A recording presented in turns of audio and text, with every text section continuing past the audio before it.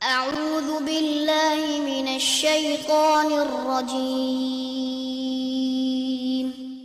بسم الله الرحمن الرحيم الحمد للہ رب العالمین والصلاة والسلام علی نبینا محمد وعلی آلہ وصحبہ اجمعین اما بعد۔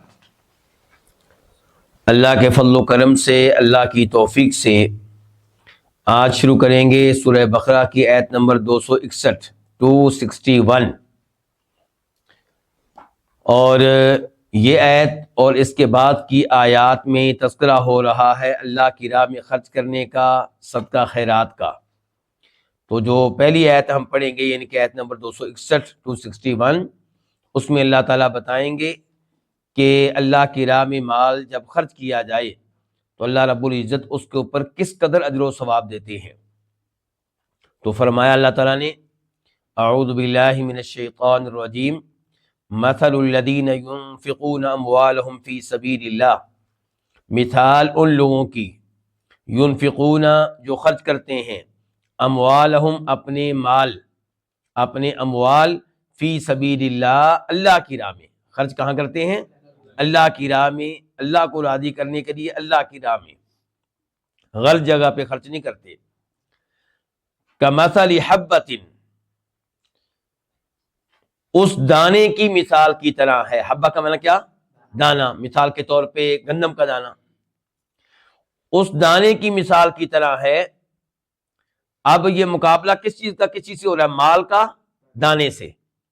مومن نے خرچ کیا اللہ کی راہ میں مال، اس مال کی مثال دی جا رہی ہے اس دانے کے ساتھ جس کو کسان زمین میں بوتا ہے۔ فرمایا کمثل حبۃ، اس دانے کی طرح۔ اس میں کیوں کہہ رہا ہوں؟ کیونکہ آگے حبہ کی صفت آ رہی ہے، انبتت سبع سنابل، یہ حبہ کی کیا ہے؟ صفت۔ تو اس کی مثال اس دانے کی طرح ہے، انبتت جس نے اگائے، انبتت جس نے اگائے، سات سنابل خوشے، سنابل جمع ہے سنبلہ کی، سنبلہ خوشے کو کہتے ہیں، بالی کو کہتے ہیں۔ بالی سمجھتے ہیں نا آپ؟ جس کے اندر کیا ہوتے ہیں؟ دانے ہوتے ہیں۔ فی کل سنبلۃ مئۃ حبہ، ہر خوشے میں، ہر بالی میں 100 دانے ہوں۔ تو اب ایک دانے سے کتنے ٹوٹل دانے بن گئے؟ 700۔ تو جب آپ اللہ کی راہ میں خرچ کرتے ہیں تو اللہ تعالیٰ اس کو بڑھاتے ہیں اور اس کے اوپر بہت زیادہ اجر و ثواب دیتے ہیں۔ کتنا؟ یہ ہر ایک کی نیت کے مطابق اور کن حالات میں آپ نے خرچ کیا اس کے مطابق۔ مثال کے طور پہ ایک آدمی نے جب کسی ضرورت مند کو دیکھا تو اسے وہ چیز دے دی جس کی خود ضرورت تھی، یہ اور وہ برابر نہیں ہو سکتے جس نے وہ چیز دی جو اس کی ضرورت سے زائد تھی۔ ایک آدمی کی ٹوٹل سیلری 20,000 روپیہ ہے، وہ اس میں سے 1,000 روپیہ دے رہا ہے، اور ایک آدمی کی سیلری 1,00,000 روپیہ ہے، وہ اس میں سے 1,000 روپیہ دے رہا ہے، دونوں برابر نہیں ہو سکتے۔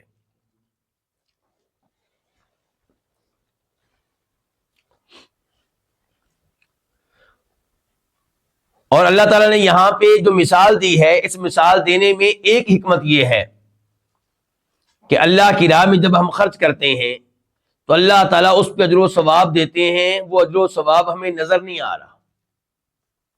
ایسی چیز ہے نا، نظر نہیں آ رہی، اور اللہ نے ہمیں سمجھایا اس چیز کی مثال دے کر جو ہمیں نظر آتی ہے، جو ہم دیکھتے ہیں کہ کسان ایک دانہ بوتا ہے اور اس سے 700 دانے اس کے گھر میں پہنچتے ہیں۔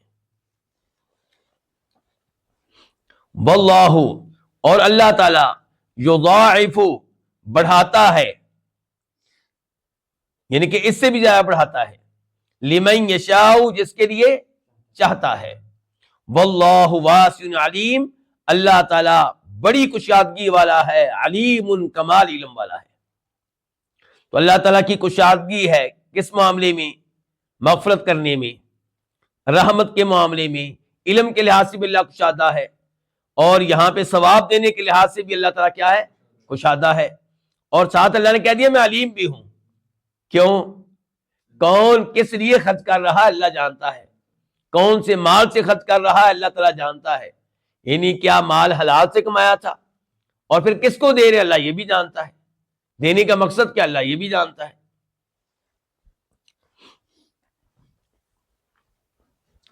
آیت نمبر 262 262.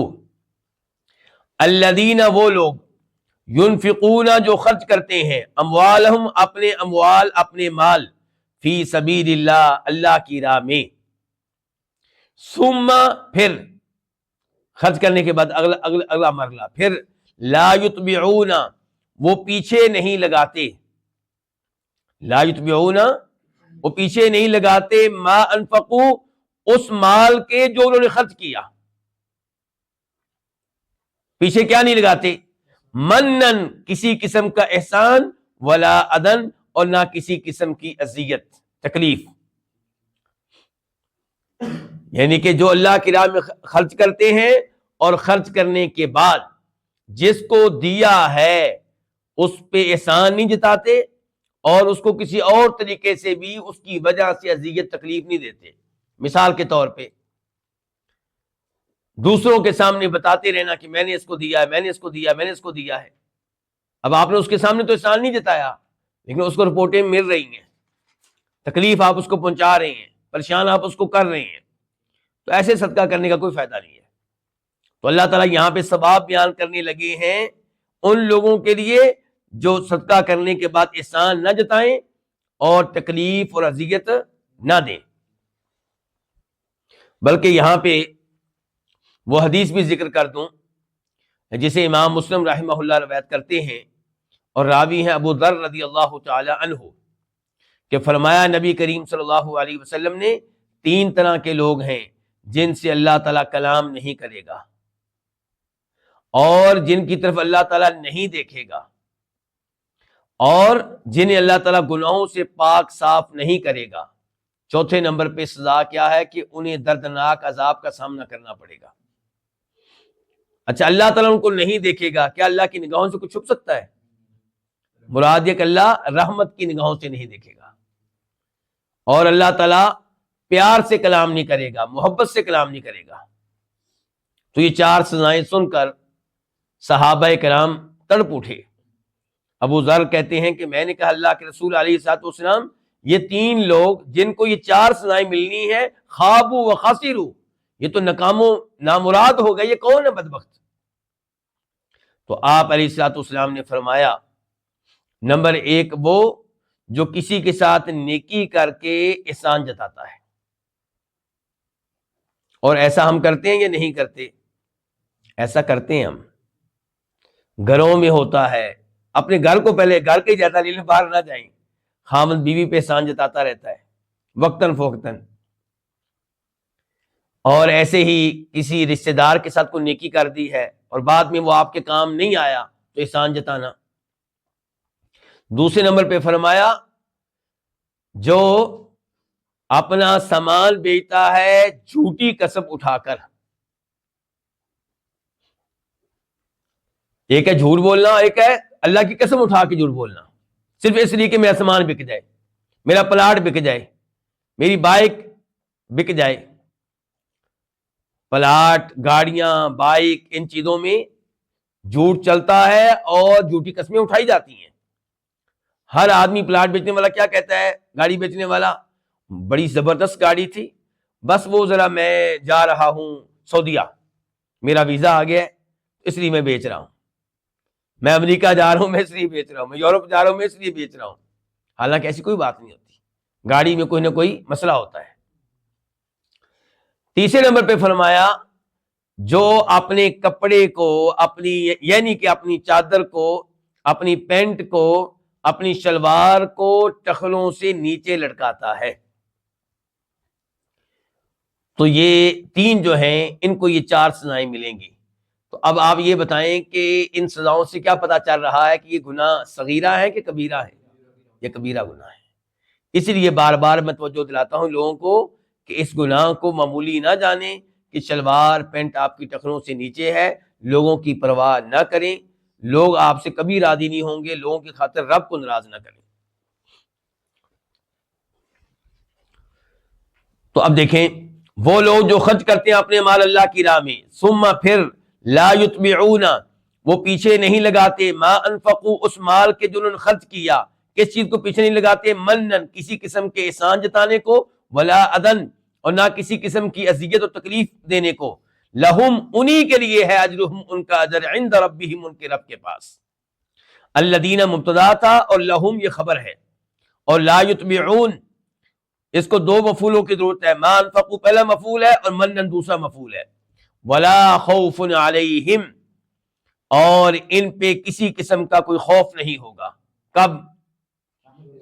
روز قیامت، یعنی کہ ان کو مستقبل کا میں کوئی خطرہ نہیں ہوگا، یہ ڈر نہیں ہوگا کہ ہمیں جہنم میں ڈال دیا جائے گا، ولا ہم یحزنون اور نہ وہ غمگین ہوں گے۔ غم کس بات پہ؟ ماضی پہ، ماضی کی زندگی پہ کوئی غم نہیں ہوگا، بلکہ مطمئن ہوں گے کہ ہم اچھی زندگی گزار کے گئے ہیں۔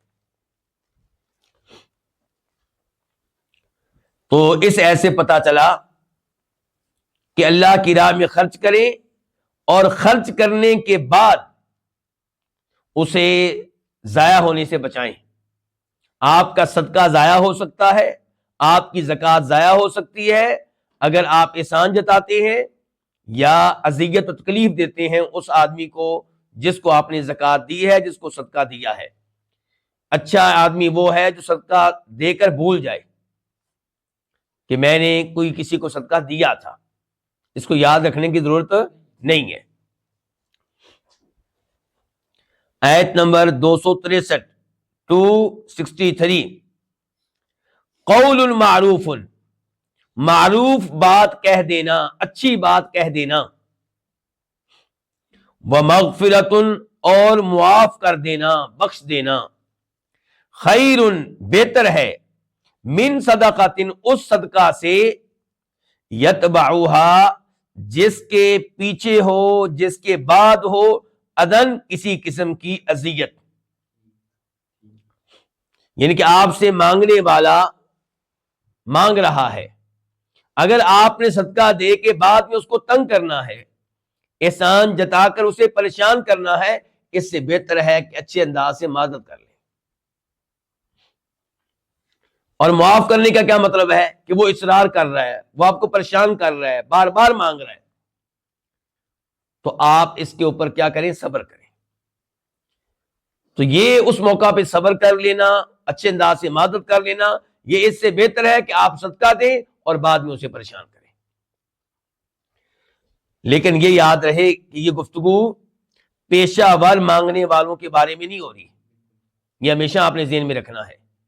جن کا پیشہ یہ ہے، جنہوں نے عزم کر لیا ہے کہ پوری زندگی ہم نے مانگنا ہے، یہی ہمارا کام ہے، تو یہ وہ لوگ نہیں ہیں جن کے بارے میں یہ آیات اور یہ حدیث ہیں، بلکہ وقت کی حکومت کو چاہیے کہ ان کو پکڑا جائے، ان کو سزا دی جائے، ان کو جیلوں میں ڈالا جائے، ان کو محنت مزدوری پہ لگایا جائے، ان کی وجہ سے جو اصل حقدار ہیں وہ محروم رہتے ہیں۔ تو یتبعها اذا یہ صفت ہے کس کی؟ صدقہ کی، اور خیر خبر ہے قول ان کی۔ واللہ اور اللہ تعالی غنی سب سے بے نیاز ہے، بہت بے نیاز ہے، بہت مستغنی ہے، بہت بے پرواہ ہے، یعنی کہ وہ کسی کا محتاج نہیں ہے، وہ آپ کے صدقے کا بھی محتاج نہیں ہے۔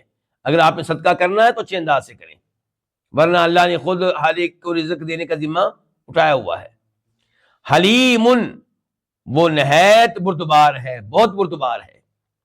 اللہ تعالیٰ کی بردباری کی کئی مثالیں دی جا سکتی ہیں، ان مثالوں میں سے ایک وہ مثال جس کا تعلق ہمارے اس موضوع سے ہے کہ احسان جتانے والا اور صدقہ دے کر کسی کی مدد کرنے کے بعد اس کو تکلیف پہنچانے والا یہ اتنا بڑا گناہ کر رہا ہے کہ اللہ رب العزت چاہیں تو اسی وقت اس کو سزا دے، لیکن اللہ تعالیٰ بردبار ہے، اللہ مہلت دیتا ہے، اللہ موقع دیتا ہے کہ شاید یہ سنبھل جائے، شاید یہ توبہ کر لی، فوراً مواخذہ نہیں کرتا۔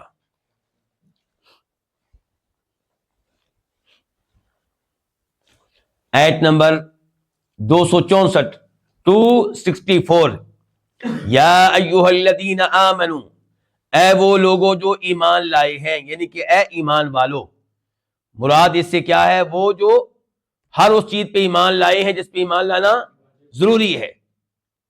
اور یہ پہلے بھی شاید میں نے بتایا ہے کہ جب اللہ تعالیٰ کہتے ہیں اے ایمان والو، اس کے بعد اللہ کو حکم دیتے ہیں یا کسی چیز سے منع کرتے ہیں، تو مقصد یہ ہوتا ہے کہ اگر تو واقعی مومن ہے تو اپنے رب کی یہ بات مان.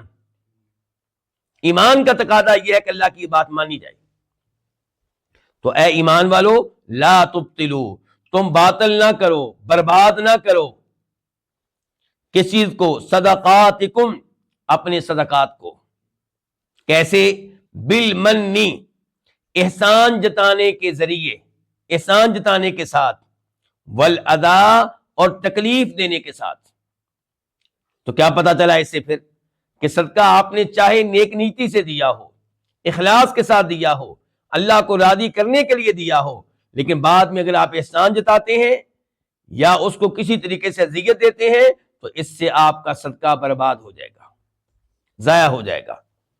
آپ تو خوش ہیں کہ میں نے اتنی مساجد بنائی ہیں، میں نے اتنے یتیموں کو پالا ہے، لیکن جو آپ نے ان یتیموں پہ یعنی کہ احسانات جتائے ہیں ان کی وجہ سے آپ کا صدقہ ضائع ہو چکا ہے. یہ صدقہ ہم تب محفوظ رکھ سکتے ہیں جب ہم یہ عزم کر لیں پہلے دن سے کہ زکوٰۃ میں اس کو دے رہا ہوں، صدقہ میں اس کو دے رہا ہوں، ثواب میں نے اس سے نہیں لینا، اللہ سے لینا ہے. اس سے کوئی خیر کی امید نہ رکھیں. کام تب خراب ہوتا ہے جب آدمی کسی یتیم کو پالتا ہے 10 سال 15 سال، اب امیدیں لگا لیتا ہے کہ میرے سگے بیٹے کی طرح یہ مجھ سے اچھا رویہ رکھے گا، میرا احسان مند رہے گا، میرا غلام بن کر رہے گا. اور وہ بڑا ہو جاتا ہے، اس کو جاب مل جاتی ہے، اور اس کے بعد وہ آپ کا احسان مند نہیں رہتا. اب آپ دائیں بائیں باتیں کرتے ہیں، کبھی اس کے سامنے کبھی دائیں بائیں، تو یہ آپ اپنی نیکی ضائع کر رہے ہیں. شریعت یتیم کو اجازت نہیں دیتی کہ وہ آپ کے ساتھ ایسا برا سلوک کرے. شریعت تو کہتی ہے کہ من لم یشکر الناس لم یشکر اللہ، جو لوگوں کا شکر گزار نہیں وہ اللہ کا بھی شکر گزار بندہ نہیں بن سکتا. اس یتیم کو چاہیے ہمیشہ آپ کی عزت کرے، آپ کا احترام کرے، لیکن اگر وہ نہیں کرتا تو آپ اپنا صدقہ، اپنی نیکی ضائع نہ کریں. تو اے ایمان والو، تم اپنے صدقات کو ضائع نہ کرو احسان جتا کر اور اذیت دے کر. کالذی، اس شخص کی طرح، یعنی کہ اس شخص کی طرح ضائع نہ کرو. الذی ینفق مالہ، جو خرچ کرتا ہے مالہ، اپنا مال، ریاء الناس، لوگوں کو دکھانے کے لیے. ریاء یہ کیا ہے؟ مفعول لہو، لوگوں کو دکھانے کے لیے خرچ کرتا ہے. ولا یؤمن باللہ والیوم الآخر، اور وہ ایمان نہیں رکھتا اللہ پہ اور آخرت پہ. یہ کون ہے پھر؟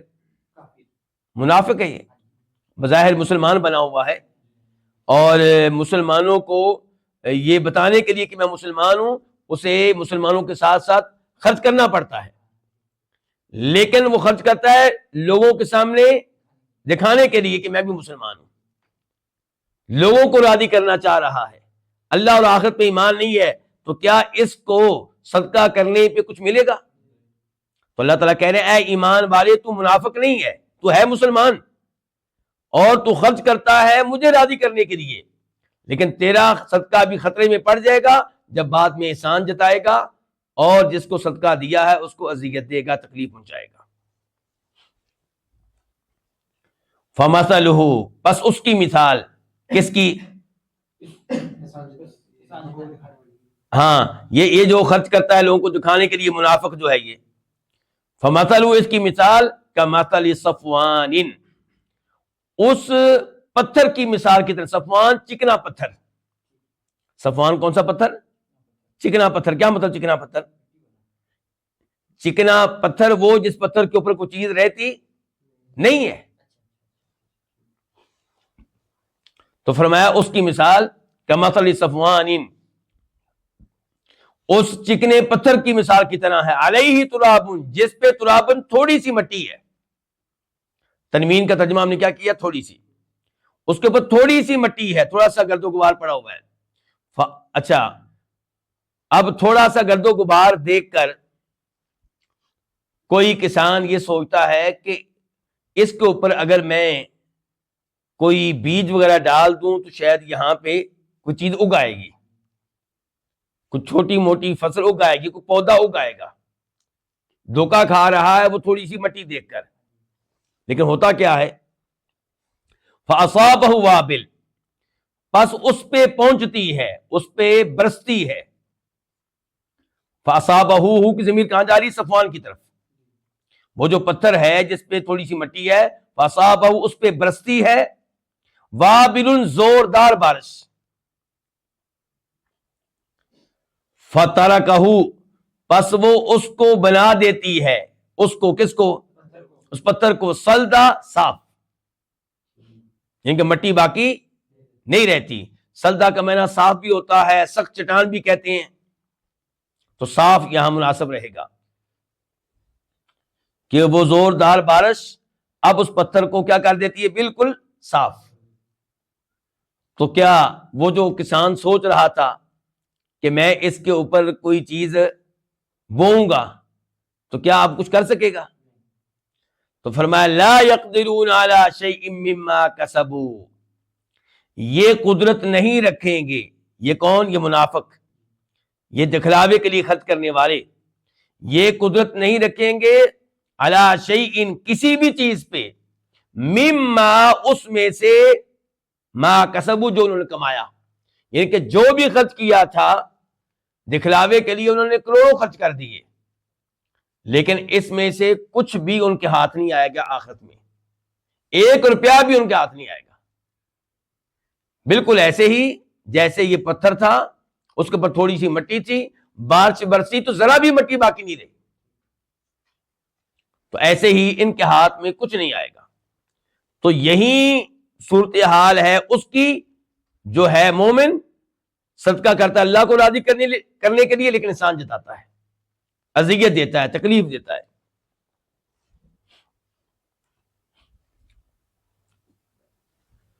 واللہ، اللہ تعالیٰ، لا یہدی نہیں ہدایت دیتا القوم الکافرین کافر قوم کو۔ ہدایت سے مراد یہاں پہ کون سی ہدایت ہے؟ ہدایت توفیق، کیونکہ ہدایت ارشاد تو اللہ تعالیٰ کی سب کے لیے ہے۔ آیت نمبر 265 265۔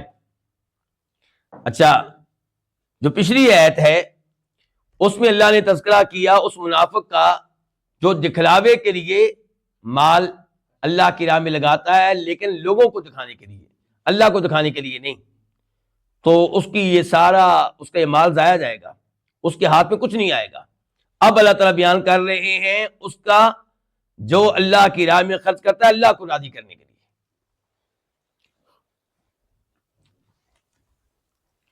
وَمَثَلُ الَّذِينَ، اور مثال ان لوگوں کی جو خرچ کرتے ہیں اموالہم اپنے مال، ابتغاء کا معنی کیا ہوتا ہے؟ ڈھونڈنا، طلب کرنا، تلاش کرنا، تو یہاں پہ ابتغاء کو حال بنا لیا جائے کہ مثال ان لوگوں کی جو اپنے مال خرچ کرتے ہیں ابتغاء مرضات اللہ، اللہ کی رضا کو ڈھونڈتے ہوئے، اللہ کی رضا کو تلاش کرتے ہوئے، وَتَثْبِيتًا مِّنْ أَنفُسِهِمْ، اور اپنے دلوں کو پختہ رکھتے ہوئے، تثبیتاً پختہ رکھتے ہوئے، من انفسہم اپنے دلوں کو۔ اچھا، اپنے دلوں کو کس چیز پہ پختہ رکھتے ہوئے؟ اس بات پہ کہ بدلہ ملے گا، اجر و ثواب ملے گا۔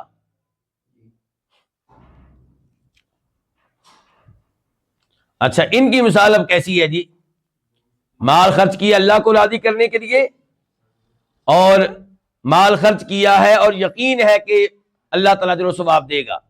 فرمایا کمثل جنت، اس باغ کی مثال کی طرح، جنت کا معنی کیا یہاں پہ؟ باغ، اس باغ کی مثال کی طرح، بربوۃ، جو کسی اونچی جگہ پہ ہے، ربوہ اونچی جگہ، کسی اونچی جگہ پہ ہے، کسی ٹیلے پہ ہے، اونچی جگہ پہ ہے، اصابہا، جسے اصابہا کی ہاتھ میں جا رہی ہے ربوہ کی طرف، جس پہ برسی، وابل زوردار بارش، فآتت، پس وہ لایا، وہ کون؟ وہ باغ، اللہ آپ کو جزائے خیر دے، فآتت، وہ باغ لایا، اکولہا، اپنا پھل، اپنی پیداوار، اپنا پھل کتنا لایا؟ ضعفین، 2 گنا، 2 گنا.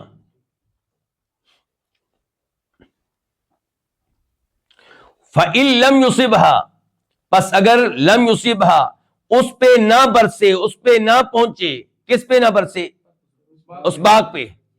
وابل زوردار بارش، فطل تو تل کا معنی کر سکتے ہیں آپ کچھ شبنم، پانی کی پھوار، یعنی کہ فطل یعنی کہ مراد ہے کہ تل یکفی، تو پانی کی پھوار ہی کافی ہے، شبنم کے چند قطرے ہی کافی ہیں. کیوں؟ کیونکہ باغ جو ہے اونچی جگہ پہ ہے، زرخیز ہے، اس پہ زوردار بارش برسے تو وہ دوسرے باغوں کے مقابلے میں ڈبل پھل لے کر آئے گا، اس کی پیداوار ڈبل ہوگی. اگر بارش نہ برسے تب بھی ہلکی پھلکی شبنم کے قطرے اور ہلکی پھلکی بارش ہو جائے تو اس سے بھی کام چل جائے گا، پیداوار ملے گی. بارش برسے تو ڈبل ملے گی، بارش نہ برسے پھر بھی پیداوار ملے گی. تو یہ اللہ تعالی نے مثال بیان کی ہے کس کی؟ جو مومن ہے، جو کیا ہے؟ مومن ہے. ایمان کا فائدہ، اور اس پہ اللہ کا شکر ادا کریں. ایمان کا فائدہ یہ ہے کہ اگر آپ مومن ہو کر اللہ کی راہ میں خرچ کرتے ہیں، اللہ کو راضی کرنے کے لیے خرچ کرتے ہیں، زیادہ خرچ کریں گے زیادہ ثواب، ورنہ تھوڑا خرچ کریں گے تو وہ بھی ضائع نہیں جائے گا، کیونکہ آپ کے پیچھے ایمان ہے اور آپ کی نیت صاف ہے، اخلاص ہے. ایمان بھی ہے اور اخلاص بھی ہے.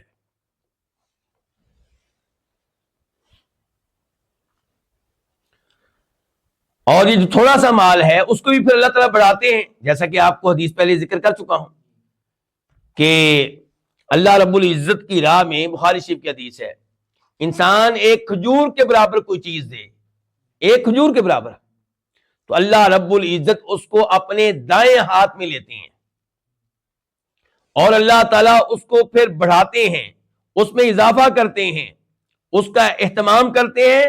فرمایا ایسے ہی جیسے تم میں سے کوئی اپنی گھوڑی کے بچے کا اہتمام کرتا ہے، اس کو پالتا ہے، پوستا ہے اور پانی دیتا ہے، چارہ ڈالتا ہے. فرمایا اللہ تعالیٰ ایسے ہی کھجور کے برابر دیے ہوئے صدقے کا اہتمام کرتے ہیں، اس میں اضافہ کرتے ہیں، اس کو بڑھاتے رہتے ہیں، حتیٰ کہ روز قیامت کھجور کے برابر دیا ہوا صدقہ پہاڑ کے برابر ہو چکا ہوگا. تو اس حدیث کو اس ایت سے ملا لیں تو بات مزید واضح ہو جائے گی. تو تل کا میں نے آپ نے کیا کیا؟ پھر کچھ شبنم، پھوار. جی. واللہ بما تعملون بصیر، اور اللہ تعالی ان اعمال کو جو تم کر رہے ہو، بصیر خوب دیکھ رہا ہے، اچھی طرح دیکھ رہا ہے. تو یہ بصیر بھی اللہ تعالیٰ کے ناموں میں سے ایک نام ہے، اور دیکھنا اللہ تعالیٰ کی صفات میں سے ایک صفت ہے، اور اللہ تعالیٰ تمہارے اعمال کو خوب دیکھ رہا ہے. اس میں بشارت ہے یا وارننگ ہے؟ تو یہاں پہ جو تذکرہ پیچھے ہوا ہے مومن بندے کا، تو اس لحاظ سے کیا ہے؟ بشارت ہے، لیکن وارننگ کا پہلو بھی ہو سکتا ہے، دوسروں کے لیے وارننگ ہے. آیت نمبر 266 266. ایودو، آ کا معنی کیا؟ کیا کیا؟ یودو چاہے گا، پسند کرے گا.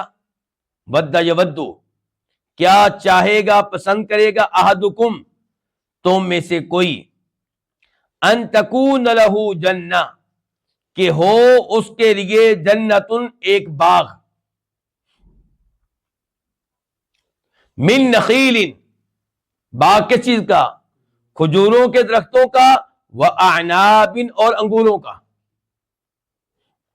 تجری بہتی ہوں، من تحتہا اس کے نیچے سے، کس کے نیچے سے؟ باغ کے نیچے سے. الانہار کیا بہتی ہوں؟ نہریں. الانہار فاعل ہے کس کا؟ تجری کا. لہو اس کے لیے ہو، فیہا اس باغ میں، من کل ثمرات ہر طرح کے پھلوں میں سے کچھ نہ کچھ. من تبعیدیہ ہے، بعض کا معنی دے گا. لہو اس کے لیے ہو، کس کے لیے؟ جو باغ کا مالک ہے، یعنی کہ ضمیر کدھر جا رہی ہے؟ ایود احدکم تم میں سے کوئی، لہو اس کے لیے ہو، فیہا اس باغ میں، من کل ثمرات ہر قسم کے پھلوں میں سے کچھ نہ کچھ، یعنی کہ اہم ترین چیز اس میں کیا ہے؟ کھجوروں کے درخت اور انگور، لیکن اور بھی پھل اس میں موجود ہے۔ وَأَصَابَهُ الْكِبَرُ اور پہنچے اس کو بڑھاپا، کس کو؟ اس بندے کو، اس مالک کو۔ وَلَهُ ذُرِّيَّةٌ بڑھاپا کب پہنچے؟ اس حال میں کہ بہو حالیہ ہے، حال ہے کس سے؟ اصابہو کی ہو ضمیر سے، اس حال میں کہ لہو اس کے لیے ہو، ذریۃ اولاد، ضعفاء کمزور، ضعیف کی جمع چھوٹے چھوٹے بچے، چھوٹے چھوٹے بچے ہیں۔ فَأَصَابَهَا پس اس پہ پہنچے، اس پہ آئے، کس پہ؟ باغ پہ۔ کیا آئے؟ اعصار بگولا، بگولا سمجھتے ہیں کیا؟ کیسے بگولا؟ اس سے مراد کیا ہے کہ وہ ہوا جو جس میں گرد و غبار چکر کھا رہا ہوتا ہے، گول سا ایسے۔ فرمایا فَأَصَابَهَا اعصار پس اس کو پہنچے، اس پہ آئے، اعصار بگولا، فیہ نار جس میں آگ ہو، فیہ نار یہ صفت ہے کس کی؟ اعصار کی، جس میں آگ ہو، فاحترقت پس وہ باغ جل کر رہ جائے۔ یہ یہاں پہ کیا گفتگو ہوئی ہے؟ اللہ رب العزت نے یہ بھی ایک مثال بیان کی ہے۔ یہ کس چیز کی مثال ہے؟ یہ مثال ہے اس آدمی کی جو اللہ کی راہ میں خرچ کرتا ہے دکھانے کے لیے، لوگوں کو دکھانے کے، لوگ اس کے دل میں کیا ہے کہ لوگ میری تعریفیں کریں گے، لوگ کہیں گے یہ اللہ کی راہ میں بہت خرچ کرتا ہے، اس کا دل بہت کھلا ہے۔ اور یہ بھی کہا گیا ہے کہ یہ مثال ہے اس کی جو اللہ کی راہ میں صدقہ کر کے پھر احسان جتاتا ہے۔ اچھا، اب یہ مثال کیسے؟ یہ آدمی جو ہے جس کا باغ ہے بڑا عظیم الشان، آپ نے دیکھ لیا، کیا ہے؟ کھجوروں کے درخت ہیں، انگور ہیں، اور نیچے سے نہریں چل رہی ہیں، پانی بہ رہا ہے، اور ہر قسم کے پھلوں میں سے کچھ نہ کچھ وہاں پہ موجود ہے۔ اس باغ کی اس کو زیادہ ضرورت کب ہے؟ بڑھاپے میں۔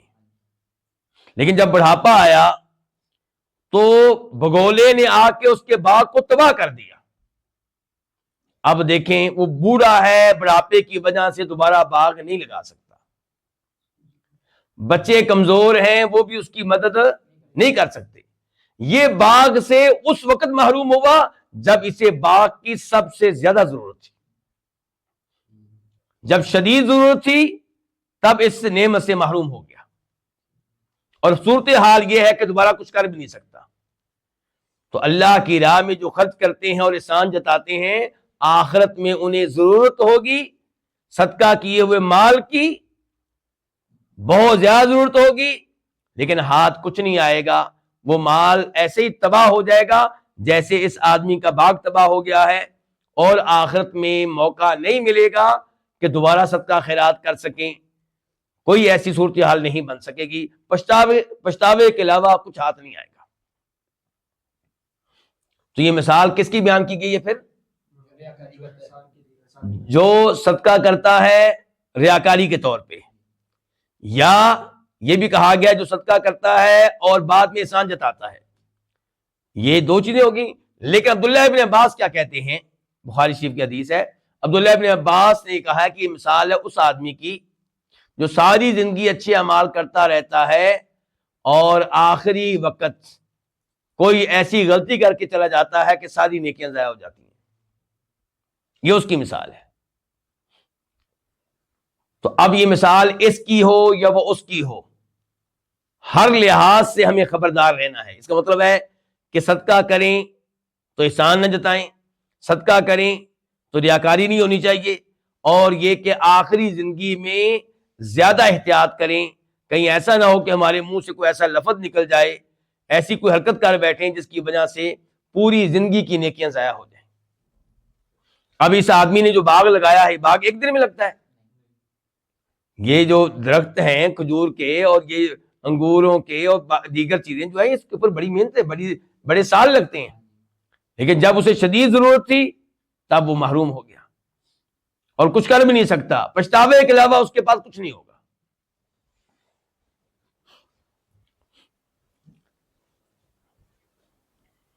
اس آیت کا پھر ترجمہ کروں یا کافی ہے؟ چلیں آگے دیکھیں پھر۔ کذال، اعصار کا معنی کیا ہے؟ بگولا، اور نار کا معنی کیا ہے؟ آگ۔ فاحترقت، وہ باغ جل گیا۔ کذالک، اسی طرح، یبین، اللہ تعالیٰ وعدے کرتا ہے، لکم، تمہارے لیے، الآیاتی، آیتیں، یعنی کہ اپنی آیتیں اللہ تمہارے لیے اسی طرح وعدے کرتا ہے، لعلکم تتفکرون، تاکہ تم غور و فکر کرو۔ کیونکہ اللہ تعالیٰ نے کتنی مثالیں دی یہاں پہ، پھر بھی ہم عبرت حاصل نہ کریں، پھر بھی ہم نصیحت حاصل نہ کریں، تو اللہ تعالیٰ کی ہدایت میں کوئی کمی کوتاہی نہیں ہے، کمی کوتاہی ہماری طرف سے ہے۔ آیت نمبر 267، یا ایھا الذین آمنوا، اے ایمان والو، انفقوا من طیبات ما کسبتم، انفقوا، تم خرچ کرو، من طیبات، ان پاکیزہ چیزوں سے، ان عمدہ چیزوں سے، ما کسبتم، جو تم نے کمائی ہے۔ تو اس کے شروع میں کیا ہے؟ آ گیا ایمان والو، تو اب ترجمہ کیا ہوا کہ اگر تو واقعی مومن ہے تو پھر اللہ کی راہ میں خرچ کر اس پاکیزہ مال میں سے جو تو نے کمایا ہے۔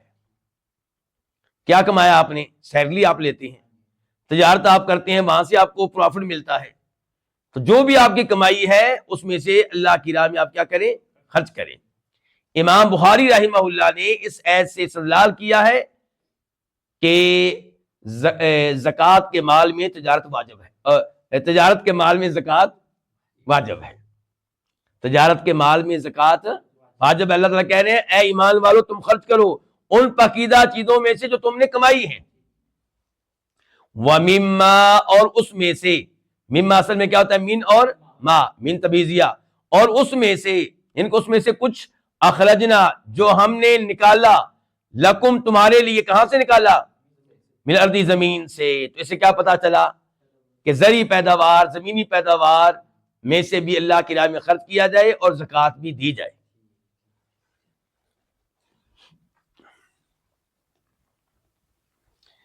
وَلَا تَيَمَّمُوا، اور تم تیمم نہ کرو۔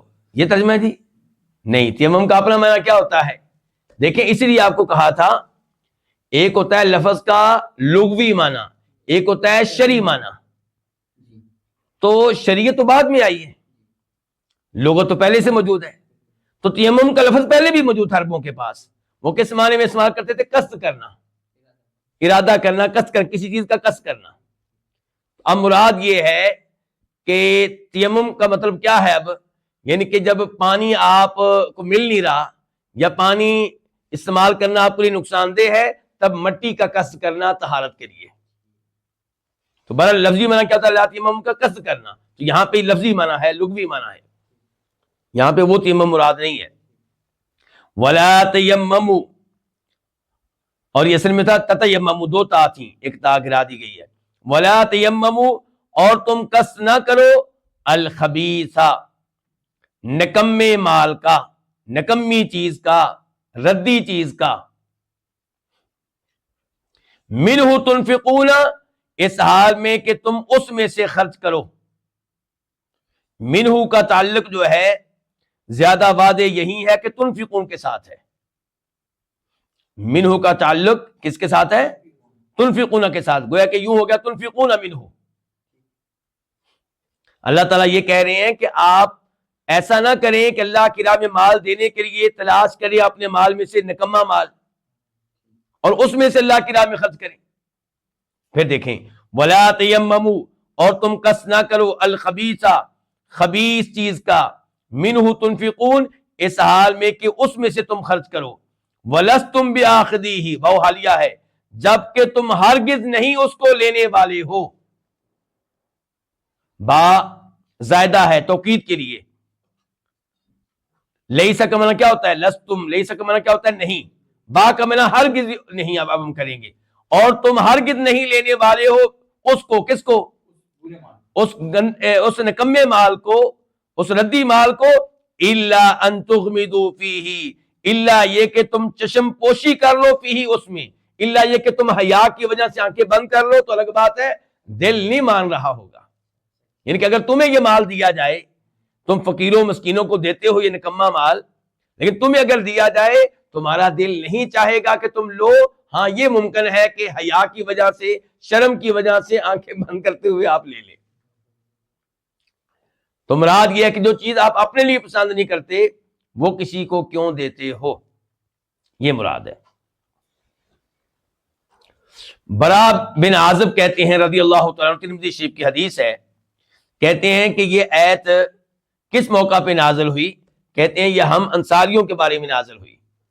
ہم انصاری لوگ کھیتی باڑی کرتے تھے، ہمارے کھجوروں کے باغات تھے، تو جب کھجوروں کی پیداوار آتی تو روزانہ کوئی نہ کوئی آدمی اپنے کسی نہ کسی درخت کے چند خوشے مسجد میں لے آتا، مسجد نبوی میں، اور وہاں لٹکا دیتا تاکہ مسجد میں رہائش پذیر صحابہ کرام، جنہیں کیا کہا جاتا تھا؟ صحابہ صفہ، جن کے اپنے گھر نہیں تھے، جن کی بیویاں نہیں تھیں، جو اللہ کی راہ میں اپنا وطن چھوڑ کے مدینہ آئے تھے اور اب بیوی کے بغیر تھے، بچوں کے بغیر تھے، بے گھر تھے، تو وہ مسکین محتاج قسم کے لوگ ہوتے تھے، تو وہ خوشے ہم مسجد نبی میں کہیں لٹکا دیتے، تو وہ لوگ آتے، جس کو بھوک لگتی وہ اس سے کھجوریں لیتا اور کھا پی لیتا۔ لیکن کئی لوگ ایسا خوشہ لے کر آتے جو نکما ہوتا، تو اللہ تعالیٰ نے یہ آیت اسی بارے میں نازل کی ہے۔ یہ کون کہنے؟ برا بن عازب، اور ترمذی شریف کی حدیث ہے۔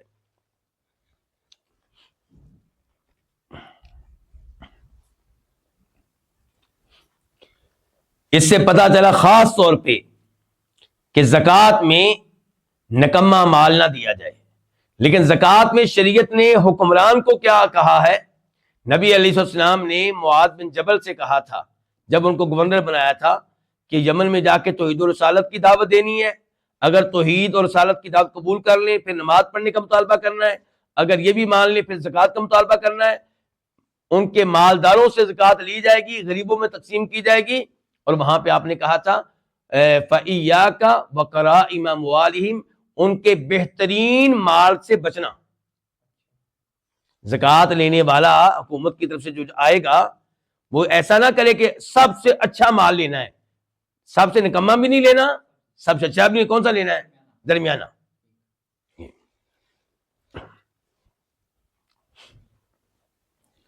وَاعْلَمُوا، اور تم جان لو، ان اللہ، کہ بے شک اللہ تعالی، غنی، کیا ہے؟ بہت ہی بے نیاز ہے، بہت ہی مستغنی ہے، ہر ایک سے مستغنی، اس کو کسی کی ضرورت نہیں ہے، تو تمہارے اس نکمے مال کی اللہ کو ضرورت نہیں ہے۔ حمید، قابل تعریف ہے، اللہ تعالیٰ ہر حال میں قابل تعریف ہے۔ تو اب تک جو ہم نے پڑھا ہے صدقے کے آداب، وہ کیا پڑھے ہیں؟ کہ اللہ کی راہ میں مال دیں، ایمان کی حالت میں دیں گے تو فائدہ ہوگا، کفر کی حالت میں دیں گے کوئی فائدہ نہیں۔ ایمان کے بعد اخلاص کے ساتھ دیں، اللہ کو راضی کرنے کے لیے، لوگوں کو دکھلانے کے لیے دیں گے کوئی فائدہ نہیں ہوگا۔ دینے کے بعد احسان نہ جتائیں اور اس کو اذیت نہ دیں جس کو آپ نے مال دیا ہے، اور اب اس ایسے پتا چلا کہ جو مال دینا ہے وہ نکما نہ ہو، ردی قسم کا نہ ہو۔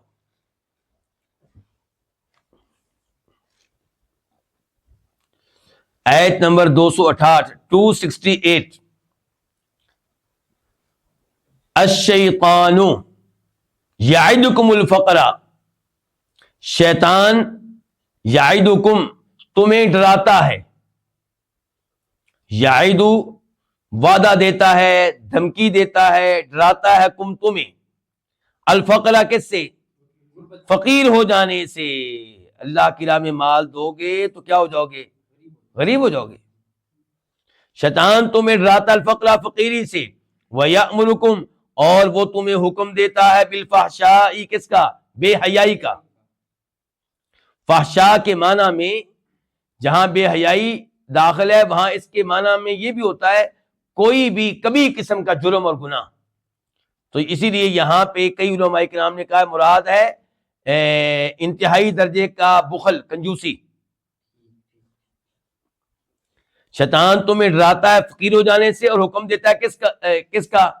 کنجوسی کرنے کا، انتہا درجے کی کنجوسی کرنے کا. تو یہ بھی ہو سکتا ہے. واللہ، اللہ تعالیٰ، یعدکم، وہ تم سے وعدہ کرتا ہے. یعد اصل میں کیا تھا؟ وعدہ یعدو سے ہے، واو ہے اس میں ان کے. اللہ تم سے وعدہ کرتا ہے، یعدو وعدہ کرتا کم تم سے، مغفرتن عظیم بخشش کا، منہ اپنی طرف سے، وفضلن اور عظیم فضل کا. اللہ وعدہ کرتا ہے کس چیز پہ؟ یعنی کہ اگر تم میری راہ میں خرچ کرو گے تو میں تمہیں بخش دوں گا تمہارے گناہ اور عظیم فضل کروں گا تمہارے اوپر. تو ایک طرف شیطان کی کیا ہے؟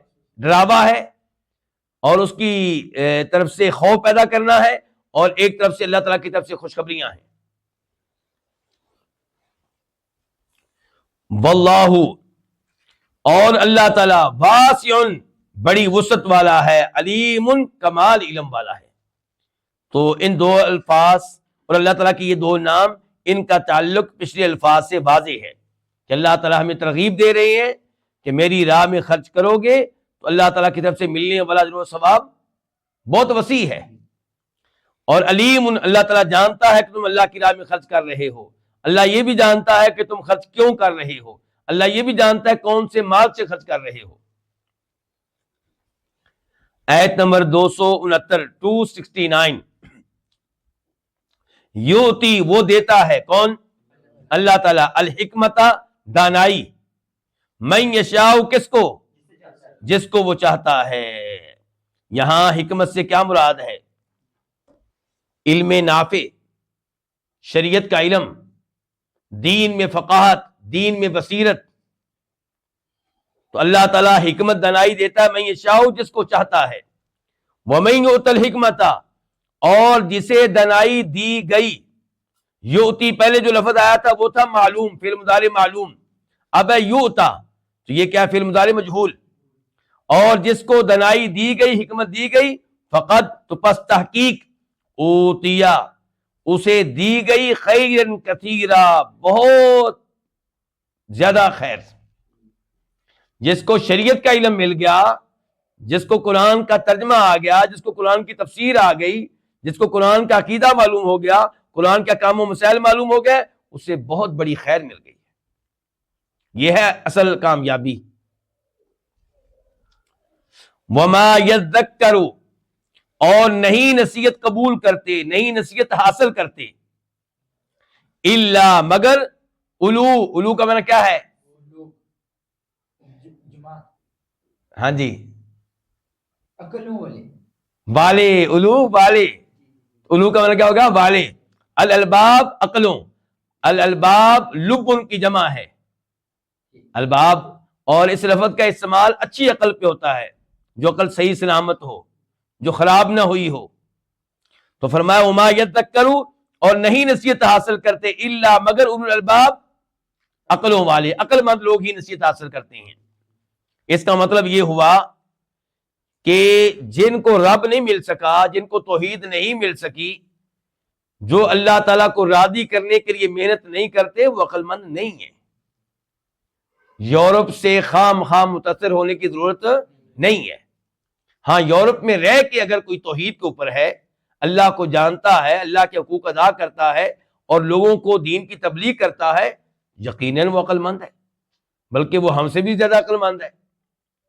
لیکن جو سائنسی لحاظ سے بہت کچھ جانتا ہو، سورج کے بارے میں، چاند کے بارے میں، اور جہازوں کے بارے میں، کشتیوں کے بارے میں، ٹینکوں کے بارے میں، ہر چیز کے بارے میں معلومات ہیں، لیکن بیوقوف کو یہ نہیں پتا کہ مجھے کس نے پیدا کیا، کیوں پیدا کیا، میں دنیا میں کیوں آیا ہوں. تو یہ خاک عقل مند ہے.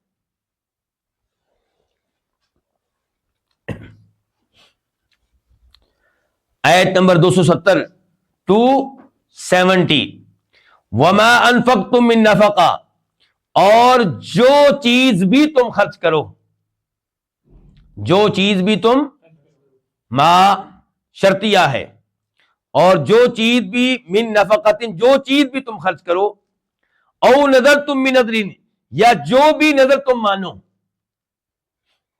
فإن اللہ، تو بے شک اللہ تعالی، یعلمہ، اس کو جانتا ہے، وما للظالمین، اور نہیں ہے ظالموں کے لیے، من انصار، کسی قسم کے کوئی مددگار۔ اچھا، انصار جمع ہے کس کی؟ ناصر ان کی۔ من کیا ہے؟ زائدہ، توکید کے لیے، اسی لیے ہم کہہ رہے ہیں نہیں ہے ظالموں کے لیے کسی قسم کے کوئی مددگار، کسی قسم، کسی قسم، یہ ترجمہ کہاں سے آ رہا ہے؟ یہ من کی وجہ سے۔ اچھا، اس آیت میں کیا میں بتایا گیا کہ آپ جو بھی خرچ کریں گے وہ اللہ کے علم میں ہے، ضائع نہیں ہوگا، اور جو نظر آپ نے مانی ہے اس کو پورا کریں گے تو اللہ کے علم میں ہے، اجر و ثواب ملے گا۔ اگر نظر کو پورا نہیں کریں گے تو یہ چیز بھی اللہ کے علم میں ہے، اللہ کے عذاب سے پھر بچ نہیں سکیں گے۔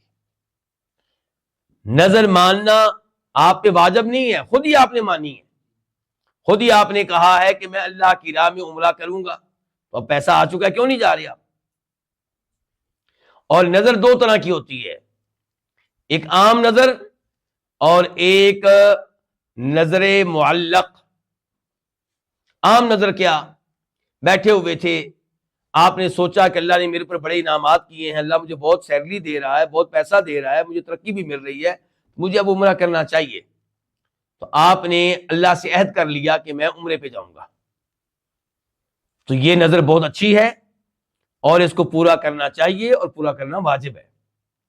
دوسری نظر ہے معلق، اگر میری سیلری بڑھ گئی تب میں عمرہ کروں گا، اگر مجھے بیٹا ملا تب میں عمرہ کروں گا، اگر میرے بیٹے کو شفا ملی تب میں عمرہ کروں گا۔ گویا کہ آپ نے نیکی کے کام کو جوڑ دیا ہے، معلق کر دیا ہے اپنی خواہش کے پورے ہونے کے ساتھ، میری یہ خواہش پوری ہوگی تو پھر میں یہ نیکی کروں گا۔ تو ایسی نظر کو شریعت پسند نہیں کرتی کہ آپ نیکی کریں اور اللہ تعالیٰ کے ساتھ شرط لگائیں کہ یا اللہ میرا تو یہ کام کرے گا تو پھر میں یہ نیکی کروں گا۔ شریعت نے ایسی نظر کو پسند نہیں کیا، لیکن اگر کوئی مان لے تو اس پہ واجب ہے کہ اس کو پورا کرے، پورا کرنا واجب ہے۔ لیکن اگر آپ نے نظر مانی ہے گناہ کی تو پھر اس نظر کو توڑنا واجب ہے اور اس کا کفارہ ادا کرنا واجب ہے۔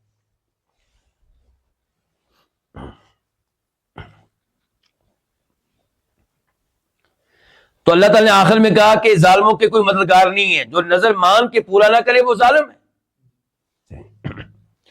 ان تبدو الصدقات، یہ آیت نمبر 271 271، ان اگر، تبدو یہ ابدا یبدی سے ہے، تبدو اگر تم ظاہر کرو، الصدقاتی صدقات، فنعم ما ہی، تو کتنی اچھی بات ہے یہ۔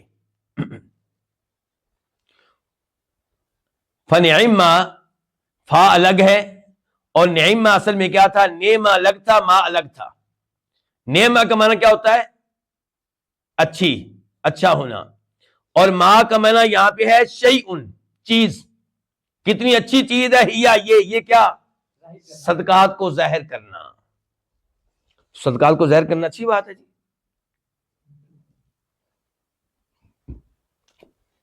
صدقہ سب کے سامنے دینا بہت اچھی بات ہے جب نیت صاف ہو۔ کہیں پہ کسی آدمی کا مسئلہ ہے، وہ پھنسا ہوا ہے، اس کو 5 لاکھ روپے کی ضرورت ہے، اور اعلان کرنے والے نے اعلان کیا کہ تمہارا یہ بھائی بہت پریشان ہے، اگر ہم نے 5 لاکھ نہ دیا تو اس کے بیٹے کا کل آپریشن نہیں ہو سکے گا، وہ مر جائے گا۔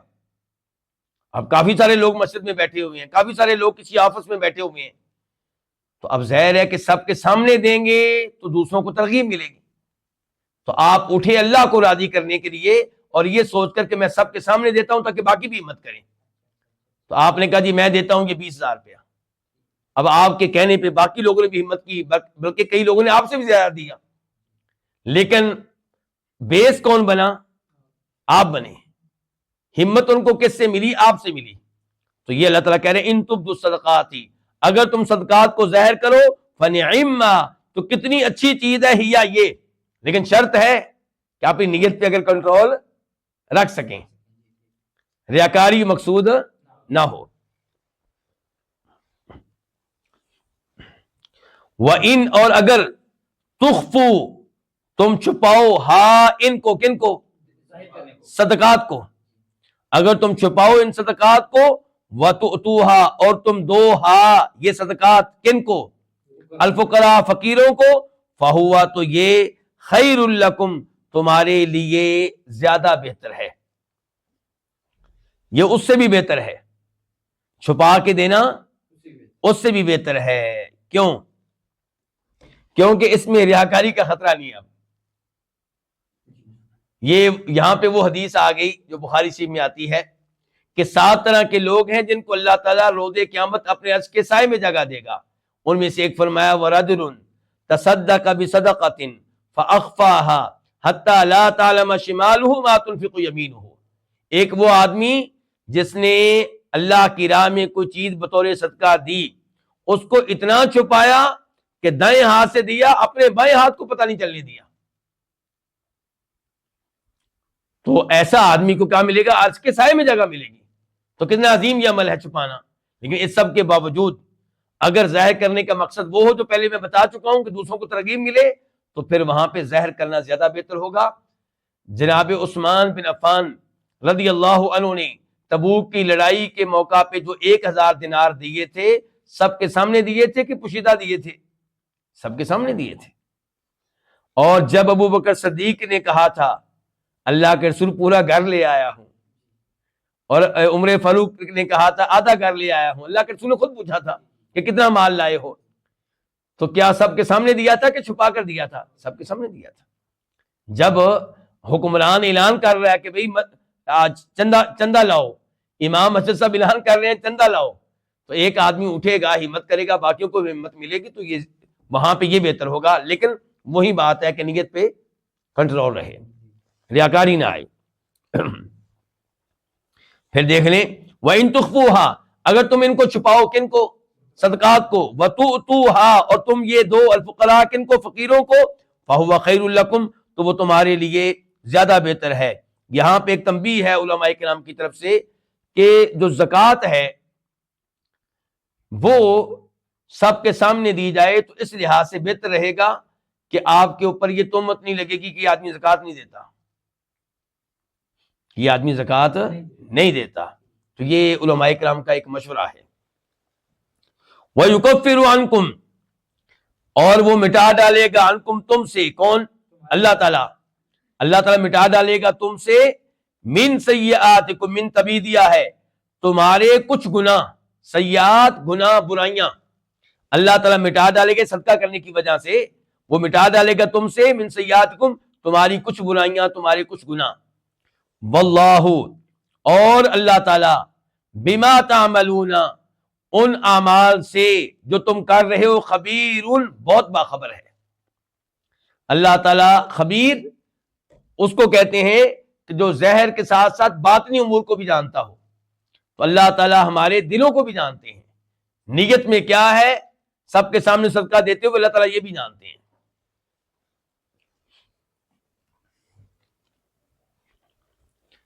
آیت نمبر 272 272 لیسا نہیں ہے علیکا آپ کے ذمے ہداہم ان کو ہدایت دینا.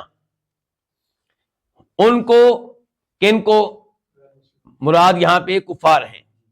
لیسا علیکا ہداہم نہیں ہے آپ کے ذمے ہداہم ان کو ہدایت دینا. اس ہدایت سے مراد کون سی ہدایت ہے؟ ہدایت توفیق، کیونکہ ہدایت ارشاد تو آپ کی ذمہ داری تھی.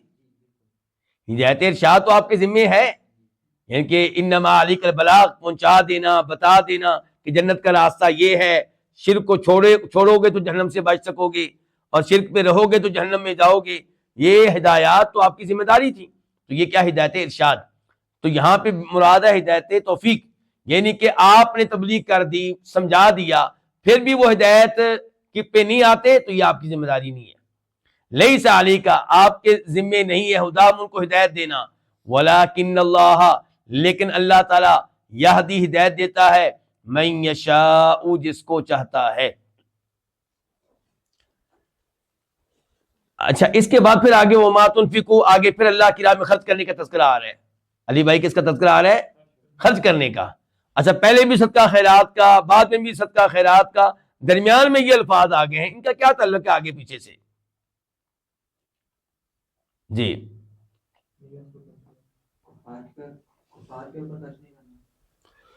تھوڑے سے الفاظ تبدیل کر دیتے آپ، یعنی کفار کے اوپر بھی آپ خرچ کر سکتے ہیں۔ زکوٰۃ کے علاوہ جو مال ہے وہ ان کفار پہ آپ خرچ کر سکتے ہیں جو مسلمانوں پہ ظلم کرنے میں شامل نہیں ہیں، جو مسلمانوں کو ان کے وطن سے نکالتے نہیں ہیں، مسلمانوں کے اوپر اپنا اسلحہ استعمال نہیں کرتے، مسلمانوں پہ ظلم نہیں کرتے۔ نارمل جو کفار ہیں اگر وہ محتاج ہوں تو آپ ان کے اوپر بھی خرچ کر سکتے ہیں، کیونکہ کئی لوگوں کو اشکال پیدا ہوا اس میں، کئی لوگوں کو کیا پیدا ہوا؟ اشکال پیدا ہوا کہ یہ جو کفار ہیں کیا ہم ان کے اوپر خرچ کر سکتے ہیں کہ نہیں کر سکتے، کیونکہ یہ ہدایت کے اوپر نہیں ہے، یہ تو کفار ہیں۔ تو اللہ تعالیٰ نے کہا آپ کے ذمہ نہیں ہے ان کو ہدایت دینا، آپ نے تبلیغ کر دی، اب اگر ان کے حالات خراب ہوں تو آپ جو زکوٰۃ کے علاوہ مال ہے اس میں سے ان کی مدد کرنا چاہیں تو کر سکتے ہیں، اس میں کوئی حرج نہیں ہے۔ بلکہ اس بارے میں ایک حدیث ہے، سیدہ اسماء رضی اللہ تعالی عنہا جو ابو بکر صدیق رضی اللہ عنہ کی کیا ہیں؟ بیٹی ہیں، انہوں نے نبی علیہ السلام سے کہا تھا ان دنوں جن دنوں صلح حدیبیہ ہو چکی تھی اور امن ہو چکا تھا کہ اللہ کے رسول علیہ السلام میری والدہ آئی ہیں اور وہ مجھ سے بڑی امید رکھتی ہیں کہ میں ان کے ساتھ اچھا سلوک کروں گی، تو کیا میں ان کے ساتھ صلہ رحمی کروں؟ فرمایا ہاں بالکل ان کے ساتھ صلہ رحمی کرو۔ تو کافروں کے ساتھ خصوصاً وہ جو آپ کے رشتہ دار ہیں اور مسلمانوں پہ ظلم کرنے میں شامل نہیں ہیں تو ان کے ساتھ اچھا سلوک کرنے میں کوئی حرج نہیں ہے، خصوصاً جب کہ آپ کی والدہ ہو یا بھائی ہوں یا بہنیں ہوں۔ تو یہ تعلق ہے اس کا، وَمَا تُنْفِقُوا مِنْ خَيْرٍ فَلِأَنفُسِكُمْ، اور جو بھی تم خرچ کرو من خیر، خیر میں سے، خیر کے بارے میں نے آپ کو بتایا تھا، خیر کے معنی میں سے ایک معنی کیا ہوتا ہے؟ مال کا، تو یہاں معنی کیا ہوگا؟ مال کا، اور جو بھی مال تم خرچ کرو فَلِأَنفُسِكُمْ، تو وہ تمہارے اپنے لیے ہے۔ فا کے بعد مبتدا محذوف ہے، اصل بات یوں ہوگی فَهُوَ لِأَنفُسِكُمْ، کہ جو مال بھی تم خرچ کرو تو وہ تمہارے اپنے لیے ہے، یعنی کہ اس کا فائدہ تمہیں ہونا ہے۔ اللہ کی راہ میں جو بھی مال خرچ کرو گے اس کا فائدہ اللہ تعالیٰ کو نہیں ہے، اس کا فائدہ خود تمہیں ہے، اجر و ثواب ملے گا اللہ تعالیٰ کی طرف سے۔ وَمَا تُنْفِقُونَ إِلَّا ابْتِغَاءَ وَجْهِ اللَّهِ، اور تم نہیں خرچ کرتے ہو مگر ابتغاء، تلاش کرنے کے لیے، ڈھونڈنے کے لیے، طلب کرنے کے لیے، وجہ اللہ، اللہ تعالیٰ کے چہرے کو۔ عام طور پہ ترجمہ کیا جاتا ہے کہ تم نہیں خرچ کرتے مگر طلب کرنے کے لیے اللہ تعالیٰ کی رضا۔ تو اللہ کی رضا حاصل کرنے کے لیے مال خرچ کرنا اچھی بات ہے، بہت عمدہ بات ہے، لیکن یہاں پہ اللہ نے لفظ کیا استعمال کیا؟ وجہ اللہ کا۔ تو اس لیے وجہ اللہ یعنی کہ اللہ کی راہ میں خرچ کیا جائے، اللہ کا چہرہ تلاش کرنے کے لیے، اللہ کا چہرہ طلب کرنے کے لیے۔ کیا مراد ہے؟ کہ اللہ کی راہ میں اس لیے آپ خرچ کریں کہ میں جنت میں جانے والا بنوں اور جنت میں مجھے اللہ کے چہرے کو دیکھنے کا موقع ملے۔ تو یہ کتنی عظیم نیت ہے، بہت عظیم نیت ہے نا۔ وجوہ یومئذ ناظرہ الی ربہا ناظرہ، اس دن کئی چہرے تر و تازہ ہوں گے، اپنے رب کا دیدار کر رہے ہوں گے۔ تو آپ خرچ کریں اس لیے کہ اللہ کا چہرہ دیکھنے کا مجھے موقع مل جائے۔ تو یہ انداز اللہ تعالیٰ کا ہے خبر دینے کا کہ تم یوں کرتے ہو، مراد یہ کہ یوں کیا کرو۔ وما تنفقون، اور تم نہیں خرچ کرتے الا مگر ابتغاء وجہ اللہ، اللہ کا چہرہ طلب کرنے کے لیے۔ اچھا، جو تعویل کرنے والے ہیں وہ کیا تعویل کرتے ہیں وجہ اللہ کی؟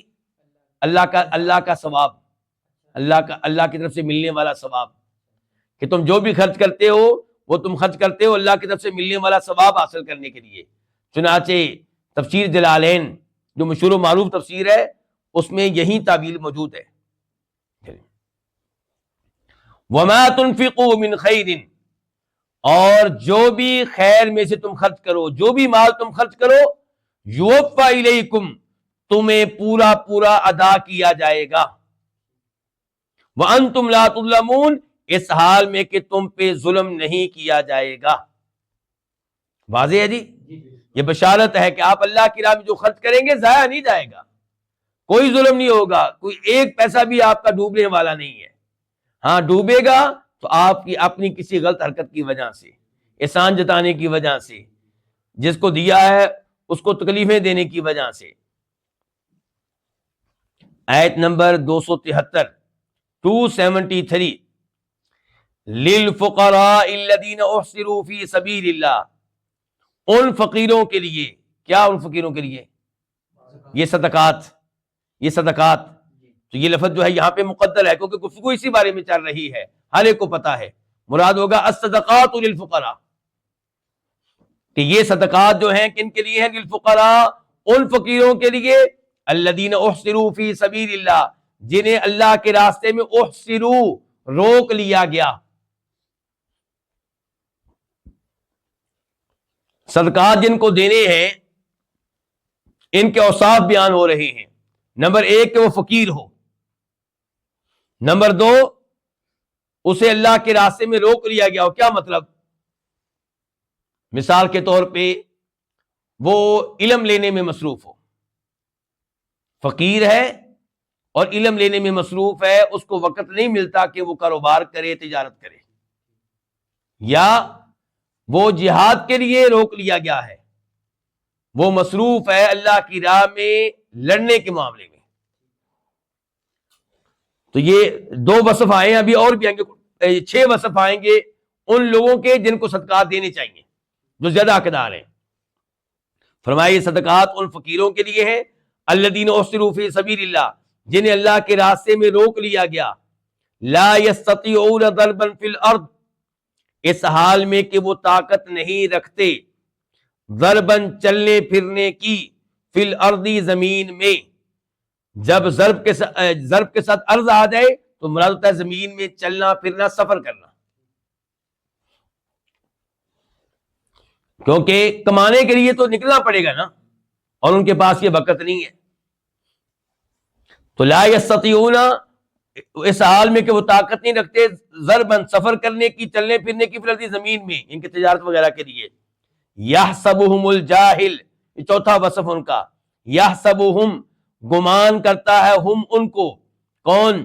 الجاہل، ناواقف آدمی، اغنیاء، مالدار، من التعفف، سوال سے بچنے کی وجہ سے، من سببیہ ہے۔ اللہ اکبر، سمجھیں؟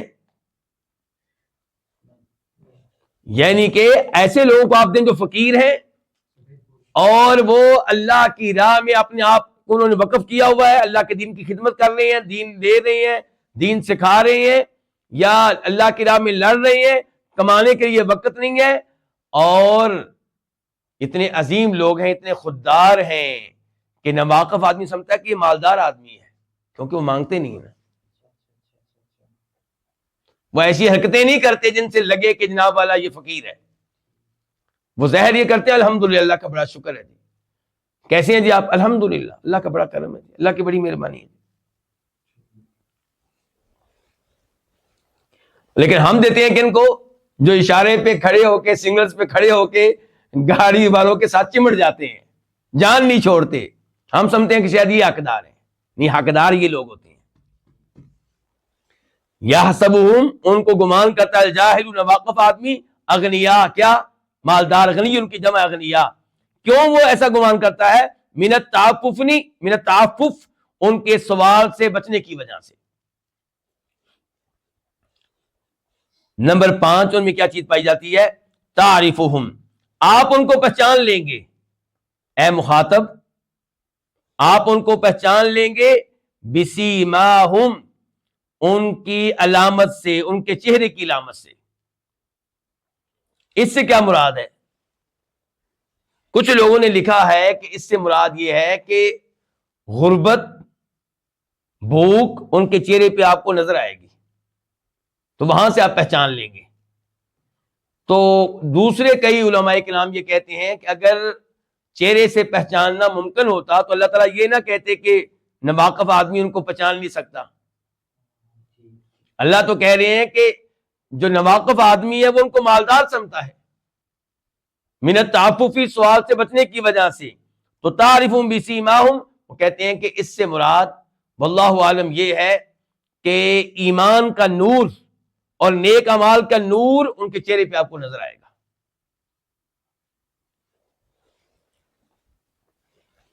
لیکن وہ بھی کہا گیا، بہرحال میں نے آپ کو بتا دی ہے، یہ بھی کہا گیا ہے کہ وہ مانگتے نہیں ہیں لیکن ان کے چہرے دیکھ کے آپ پہچان لیں گے کہ آدمی کی مالی حالت کو اچھی نہیں ہے. تعریف آپ ان کو پہچان لیں گے بسیماہم، ان کے چہرے کی علامت سے. سیما علامت. یہ چھٹا وصف ان کا کیا ہے؟ لا یسألون الناس الحافا، وہ لوگوں سے نہیں مانگتے الحافا چمڑ کر. اس کا مطلب مانگتے ہیں لیکن چمڑ کر نہیں مانگتے. نہیں.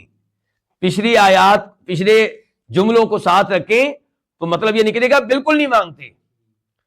یعنی کہ یہ کہا جا رہا ہے کہ دوسرے فقیروں کو آپ دیکھیں گے کو چمڑ جاتے ہیں، پیچھے پڑ جاتے ہیں، لیکن یہ لوگ خوددار، مانگنے سے اجتناب کرنے والے، اور یہ لوگوں کی طرح چمڑ کر نہیں مانگتے، ایسی حرکت یہ نہیں کرتے.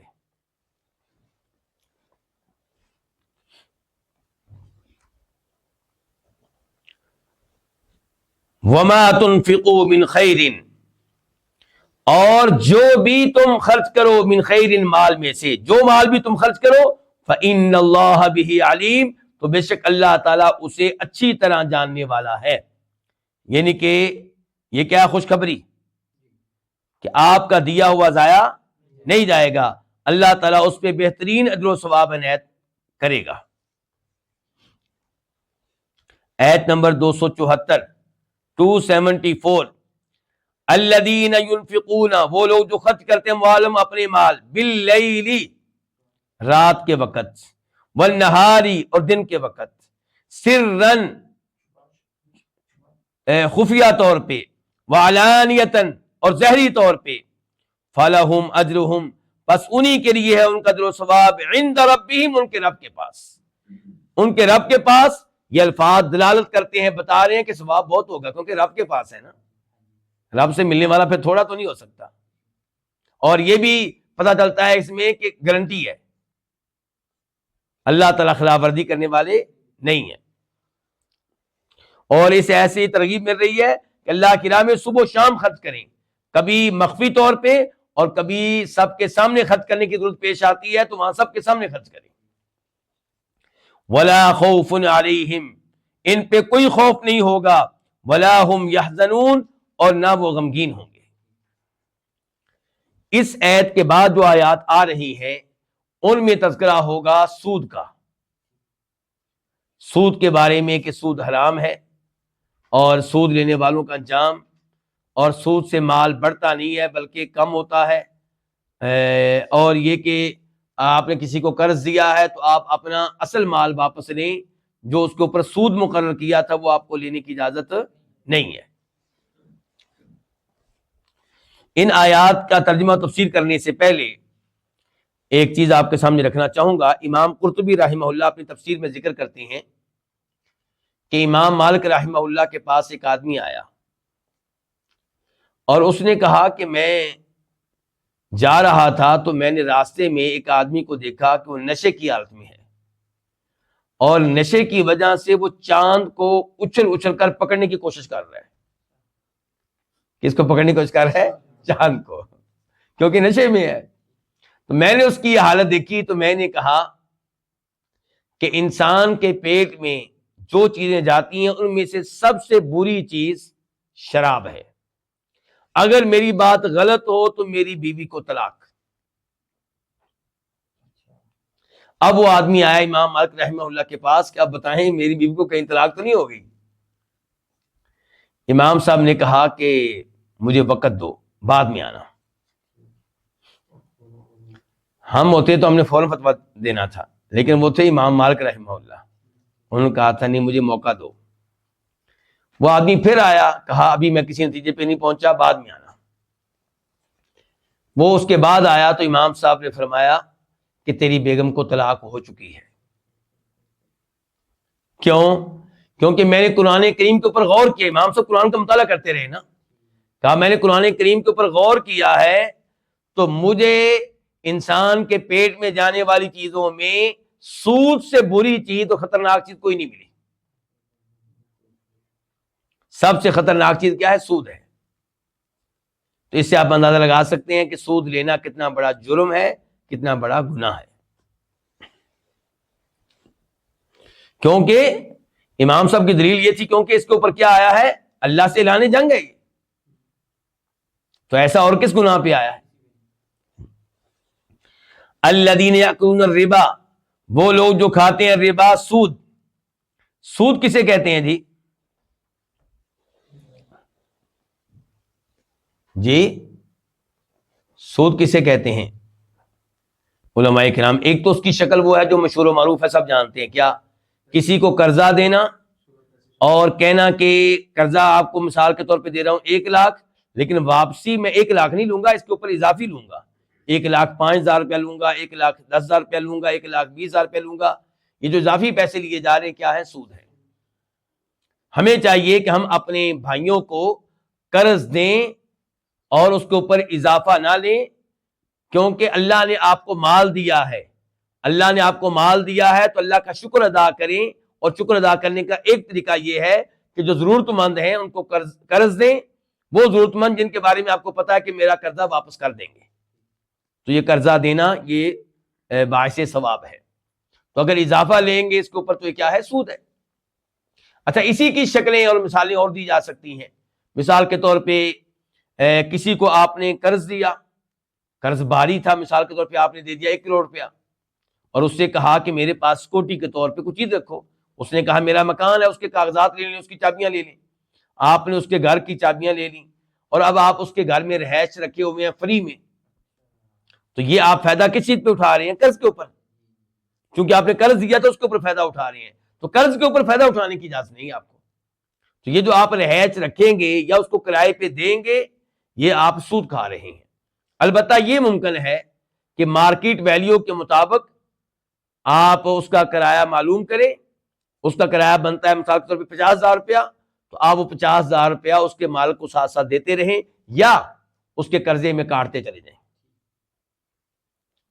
لیکن اس وجہ سے کرایہ کم نہ کریں کہ میں نے اس کو قرض دیا ہوا ہے. تو یہ بھی کیا ہے؟ سود کی شکل ہے. تو سود کی بے شمار شکلیں ہیں، ان سب سے بچنا چاہیے. لیکن جو بڑی قسمیں ہیں وہ یہی ہے کہ قرضہ دے کر اس کے اوپر فائدہ اٹھانا. اور ایک کیا ہوتا ہے کہ 6 چیزوں کا جب آپس میں تبادلہ کریں تو اس میں ادھار کر لینا یا اس میں کمی بیشی کر لینا. وہ 6 چیزیں کیا ہیں؟ آپ علیہ السلام نے فرمایا کہ سونے کی بے جب سونے سے ہوگی تو دونوں طرف سے سونا کیا ہونا چاہیے؟ برابر. 5 تولے 5 تولے، 5 گرام 5 گرام. آپ اس وجہ سے سونا کسی سے زیادہ لیں اور خود کم دیں کہ بھی تمہارا پرانا ہے اور میرا نیا ہے، یہ جائز نہیں ہے. برابر مقدار میں سونا ہوگا. اگر آپ کو کسی کا کوئی زیور پسند ہے اور آپ وہ لینا چاہتے ہیں تو اس کا طریقہ یہ کہ آپ اپنا زیور پہلے کہیں بیچیں، اس کو بیچیں، بیچ کے پیسے لیں اور اب آپ وہ خرید لیں. لیکن جب آپ سونے کی سونے سے بیع کریں گے، دونوں طرف سے برابر بھی ہو اور ادھار کی بھی اجازت نہیں ہے. ایک ہاتھ سے لیں، ایک ہاتھ سے دیں. چاندی کی چاندی سے بیع ہوگی تب بھی یہی صورتحال ہوگی. گندم کی گندم سے بیع ہوگی تب بھی یہی صورتحال ہوگی. جو کی جو سے بیع ہوگی تب بھی یہی صورتحال ہوگی. کھجوروں کی کھجوروں سے بیع ہوگی تب بھی یہی صورتحال ہوگی. نمک کی نمک سے ہوگی تب بھی یہی صورتحال ہوگی.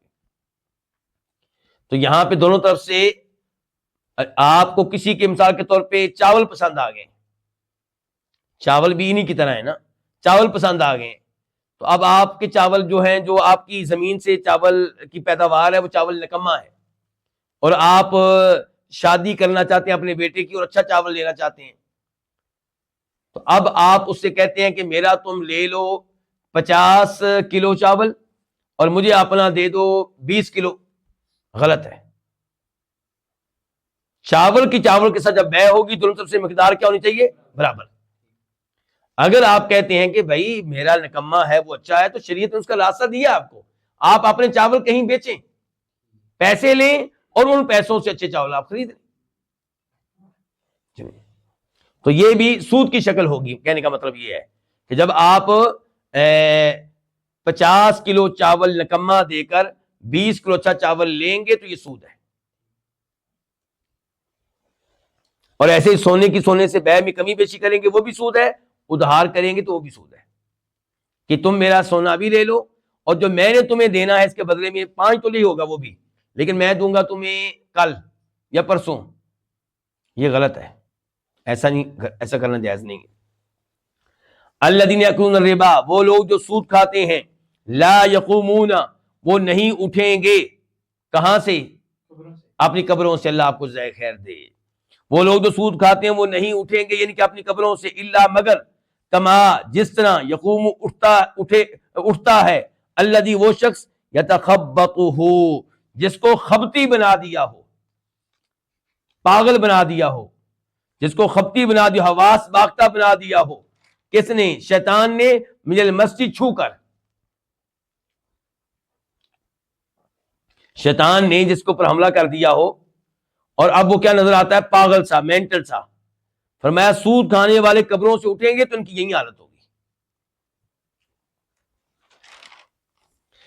کیوں؟ یہ سزا کس لیے؟ فرمایا ذالک, یہ اس لیے, با کے سببیہ ہے, یہ اس لیے کہ انہم قالوا, کہ انہوں نے کہا, انما البیع مثل الربا, کہ البیع بیع, انما صرف اور صرف, مثل الربا, یہ ربا کی طرح ہے, سود کی طرح ہے.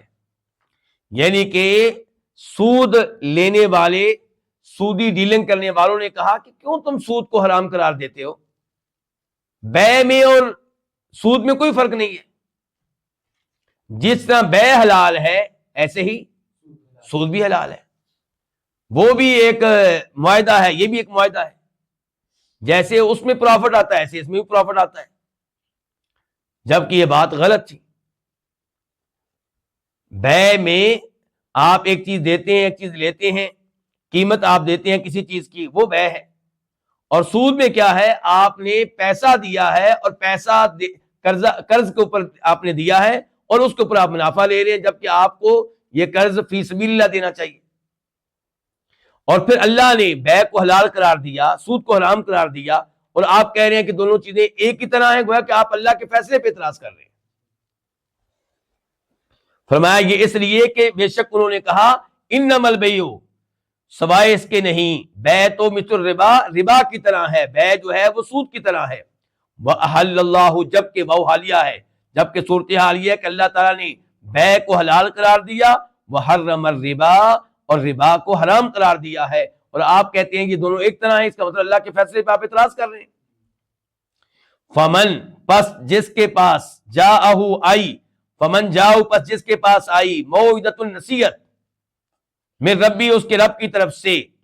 یہاں نصیحت سے مراد یہ نصیحت ہے کہ ربا جو ہے, سود جو ہے وہ حرام ہے, یعنی کہ جس کو یہ پتہ چل گیا, یہ بات جس کو معلوم ہو گئی.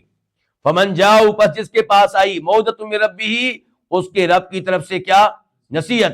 فانتہا, پس وہ باز آ گیا, رک گیا, کس سے؟ سود لینے سے, یعنی کہ توبہ کر لی. فلہ, پس اس کے لیے ہے, یعنی کہ اس کے لیے جائز ہے. فلہ, پس اس کے لیے ہے, ما سلفا, جو گزر چکا, جو پہلے ہو چکا, جو پہلے سود لیتا رہا ہے جب کہ سود حرام نہیں ہوا تھا, تو وہ اس کے لیے جائز ہے, آئندہ اس کے لیے جائز نہیں ہے. لیکن آج کل کیا حکم ہے؟ آج کل حرام ہی ہاں, اب اگر کسی کو پتہ نہیں تھا, اس کو کسی نے بتایا ہی نہیں کہ سود حرام ہے, نہیں, ایسا ممکن ہے نا, کوئی نیا مسلمان ہوا ہے یا کسی ایسے معاشرے میں رہتا ہے جہاں نہیں بتایا گیا اس کو, تو علم ہونے سے پہلے جو اس نے سود لیا وہ اس کے لیے حلال ہوگا.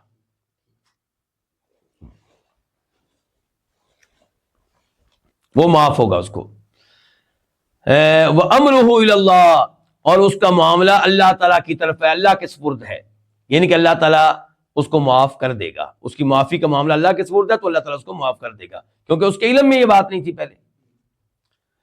وَمَنْ عَادَ, اور جو لوٹے, کس کی طرف؟ سود کی طرف, ربا کی طرف, یعنی کہ معلوم اب اللہ کا حکم آ چکا کہ سود حرام ہے, پھر بھی یہ کام کرے, فَأُولَئِكَ أَصْحَابُ النَّارِ, تو یہی ہیں آگ والے, ہم وہ, فیہا, اس آگ میں, خالدون, ہمیشہ ہمیشہ رہنے والے ہیں. نبی علیہ الصلوۃ والسلام نے جب حج میں خطبہ دیا تھا تو آپ نے کہا تھا کہ سود کی حرمت کا میں اعلان کر رہا ہوں کہ سود حرام ہے، اور سب سے پہلے جس سود کے خاتمے کا میں اعلان کرتا ہوں اور اعلان کرتا ہوں کہ وہ نہیں لیا جائے گا، وہ میرے چچا عباس کا سود ہے رضی اللہ تعالیٰ، یعنی کہ میرے چچا عباس نے جن جن لوگوں کو قرضہ دیا تھا سود پہ، تو وہ اصل مال واپس لیں گے، سود نہیں لیں گے، یعنی کہ آغاز میں اپنے چچا سے کر رہا ہوں۔ تو اس سے کیا پتا چلا کہ آپ کو معلوم نہیں تھا کہ سود حرام ہے، پتا چل گیا، تو جو اب سود آپ نے لینا ہے وہ اب نہ لیں، معافی آپ کو ملی ہے اس میں جو آپ پہلے لے چکے تھے، لیکن جو آپ معاہدہ کر چکے ہیں لیکن ابھی لیا نہیں ہے، وہ لینے کی آپ کو اجازت نہیں ہے۔ وَمَنْ عَادَ، اور جو لوٹے فَأُولَٰئِكَ أَصْحَابُ النَّارِ، تو یہی ہیں آگ والے، وہ اس میں ہمیشہ ہمیشہ رہیں گے۔ یمحق اللہ الربا، یمحق، اللہ تعالیٰ مٹاتا ہے، یعنی کہ کم کرتا ہے، مٹاتا ہے، الربا کس کو؟ سود کو، ویربی، اور وہ بڑھاتا ہے، الصدقات کس کو؟ صدقات کو۔ ہاں جی، یہ کہتے ہیں جی ہمارا مال بڑھ رہا ہے، بینک میں ہم نے 1 لاکھ روپیہ رکھوا دیا ہے، اب پوری زندگی اچھی گزرے گی، ہر مہینے پرافٹ آ رہا ہے اور مال بڑھ رہا ہے جی، 1 لاکھ سے پتہ نہیں کتنا ہو چکا، اب تک کتنا کھا چکے ہیں ہم۔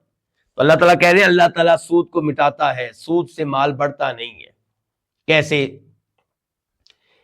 ایک تو برکت نہیں ہوتی، اس مال میں برکت نہیں ہوتی، وہ مال پریشانیاں لے کر آتا ہے، مصائب لے کر آتا ہے، بیماریاں لے کر آتا ہے، نحوست لے کر آتا ہے، اس مال کی وجہ سے برکت نہیں ہوگی۔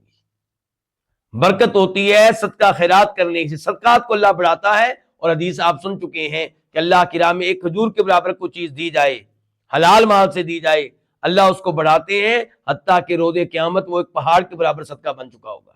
تو اللہ بڑھاتا ہے کہ نہیں بڑھاتا؟ اور پھر یہ بڑھانے کی شکل بھی کہ اللہ نے کہا کہ اللہ کی راہ میں آپ جو 1 روپیہ دیں گے، 1 دینار دیں گے، 1 درہم دیں گے، اس کی مثال اس دانے کی طرح ہے جس کو کسان زمین میں بوتا ہے، تو آخر میں اس کے گھر میں اس 1 دانے کی وجہ سے کتنے دانے آتے ہیں؟ 700۔ تو اللہ تعالیٰ صدقات کو بڑھاتا ہے، یعنی کہ اس سے مال بڑھتا ہے حقیقتاً بھی اور برکت کے لحاظ سے بھی، حقیقتاً بھی اور برکت کے لحاظ سے بھی۔ واللہ، اور اللہ تعالیٰ لا یحب، نہیں محبت کرتا، کل کفار اثیم، ہر نہایت ناشکرے سے، انتہائی گنہگار سے۔ تو اللہ رب العزت نے ارشاد فرمایا واللہ، اللہ تعالیٰ لا یحب، نہیں محبت کرتا، کل کفار، ہر نہایت ناشکرے سے، اثیم، انتہائی گنہگار سے۔ اچھا، یہاں پہ کیا مناسبت ہے اس کی ہمارے موضوع سے؟ ناشکرا ہے یہ، اللہ نے اس کو مال دیا ہے اور یہ لوگوں کو مال دیتا ہے سود پہ، فی سبیل اللہ قرضہ نہیں دیتا، اور انتہائی ناشکرا ہونے کی یہ بھی شکل ہے کہ یہ کہتا ہے کہ سود جو ہے وہ حلال ہے۔ اللہ تعالیٰ کی نعمتیں ملی ہیں تو اللہ کی بات نہیں مانتا، اللہ کی شریعت کو قبول نہیں کرتا، تو اللہ تعالیٰ محبت نہیں کرتا ان سے۔ اس کا مطلب ہے اللہ اوروں سے محبت کرتا ہے، جو اللہ کی بات مان لے، سود نہ لے، اللہ کے ڈر سے، اللہ کے خوف سے، اللہ پھر ان سے محبت کرتا ہے۔ تو اسے پتا چلا اللہ تعالیٰ کی صفات میں سے صفت کیا ہے کہ محبت کرنا، اور گمراہ فرقے اس کی بھی تعبیر کرتے ہیں، مثال کے طور پہ اللہ محبت نہیں کرتا، ان کے اللہ ان کو اجر و ثواب نہیں دیتا۔ اللہ ان کو ہدایت دے۔ ان الذین آمنوا وعملوا الصالحات، آیت نمبر 277 بے شک وہ لوگ جو ایمان لائے، وعملوا الصالحات، اور جنہوں نے نیک عمل کیے۔ نیک عمل ایمان کا حصہ ہے، لیکن الگ ذکر کیا ہے ان کی اہمیت کے پیش نظر۔ بے شک وہ لوگ جو ایمان لائے اور جنہوں نے نیک عمل کیے۔ نیک عمل کون سا ہوتا ہے؟ جس میں اخلاص ہو، اللہ کے لیے کیا جائے، اور وہ عمل نبی علیہ السلام کے طریقے کے مطابق کیا جائے، 2 چیزیں پائی جائیں۔ وَأَقَامُوا الصَّلَاةَ، جنہوں نے نماز قائم کی۔ اب یہ نماز قائم کی، یہ عمل صالح کا حصہ ہے، جیسے عمل صالح حصہ تھا ایمان کا، اب نماز قائم کرنا حصہ ہے کس کا؟ عمل صالح کا، لیکن اس کا الگ سے تذکرہ کیا اس کی اہمیت کے پیش نظر۔ اور جنہوں نے نماز قائم کی، وآتوا الزکوٰۃ اور زکوٰۃ ادا کی، لہم انہی کے لیے ہے، اجرہم ان کا اجر، عند ربہم ان کے رب کے پاس، ولا خوف علیہم ان پہ کوئی خوف نہیں ہوگا، ولا ہم یحزنون اور نہ وہ غمگین ہوں گے۔ آیت نمبر 278 278۔ تو اللہ پہلے تذکرہ کر رہے تھے ان مجرموں کا جو سود لیتے ہیں، اس آیت میں اللہ نے تذکرہ کیا ان کا جو اللہ کی شریعت کو مانتے ہیں، نیک عمل کرتے ہیں، نمازیں قائم کرتے ہیں، زکوٰۃ دیتے ہیں، جو زکوٰۃ دیتے ہیں وہ سود پھر نہیں لیتے۔ تو 278 278، یا ایھا الذین آمنوا، اے وہ لوگوں جو ایمان لائے ہیں، اتقوا اللہ، اللہ سے ڈر جاؤ، اللہ سے ڈر جاؤ اور سود نہ لو، دوسرے گناہ بھی نہیں کرنے، خصوصاً سود یہاں پہ، وذروا اور چھوڑ دو، ما بقی من الربا جو بھی سود رہ گیا ہے، یہ من بیانیہ ہوگا، من الربا یہ وضاحت کر رہا ہے ما کی، وذروا واو کا معنی اور، ذرو تم چھوڑ دو، ما بقی من الربا جو بھی سود رہ گیا ہے، یعنی کہ آپ نے جو معاہدے کیے ہوئے ہیں سودی معاہدے، ان میں آپ نے اپنے حقیقی پیسے واپس لینے ہیں، سود نہیں لینا، آپ نے چھوڑ دو وہ سود۔ لوگ کہتے ہیں نا جی وہ سود اب آ گیا ہے جی، اب آ گیا، اللہ تعالیٰ کہتے ہیں چھوڑ دو، نہ لو۔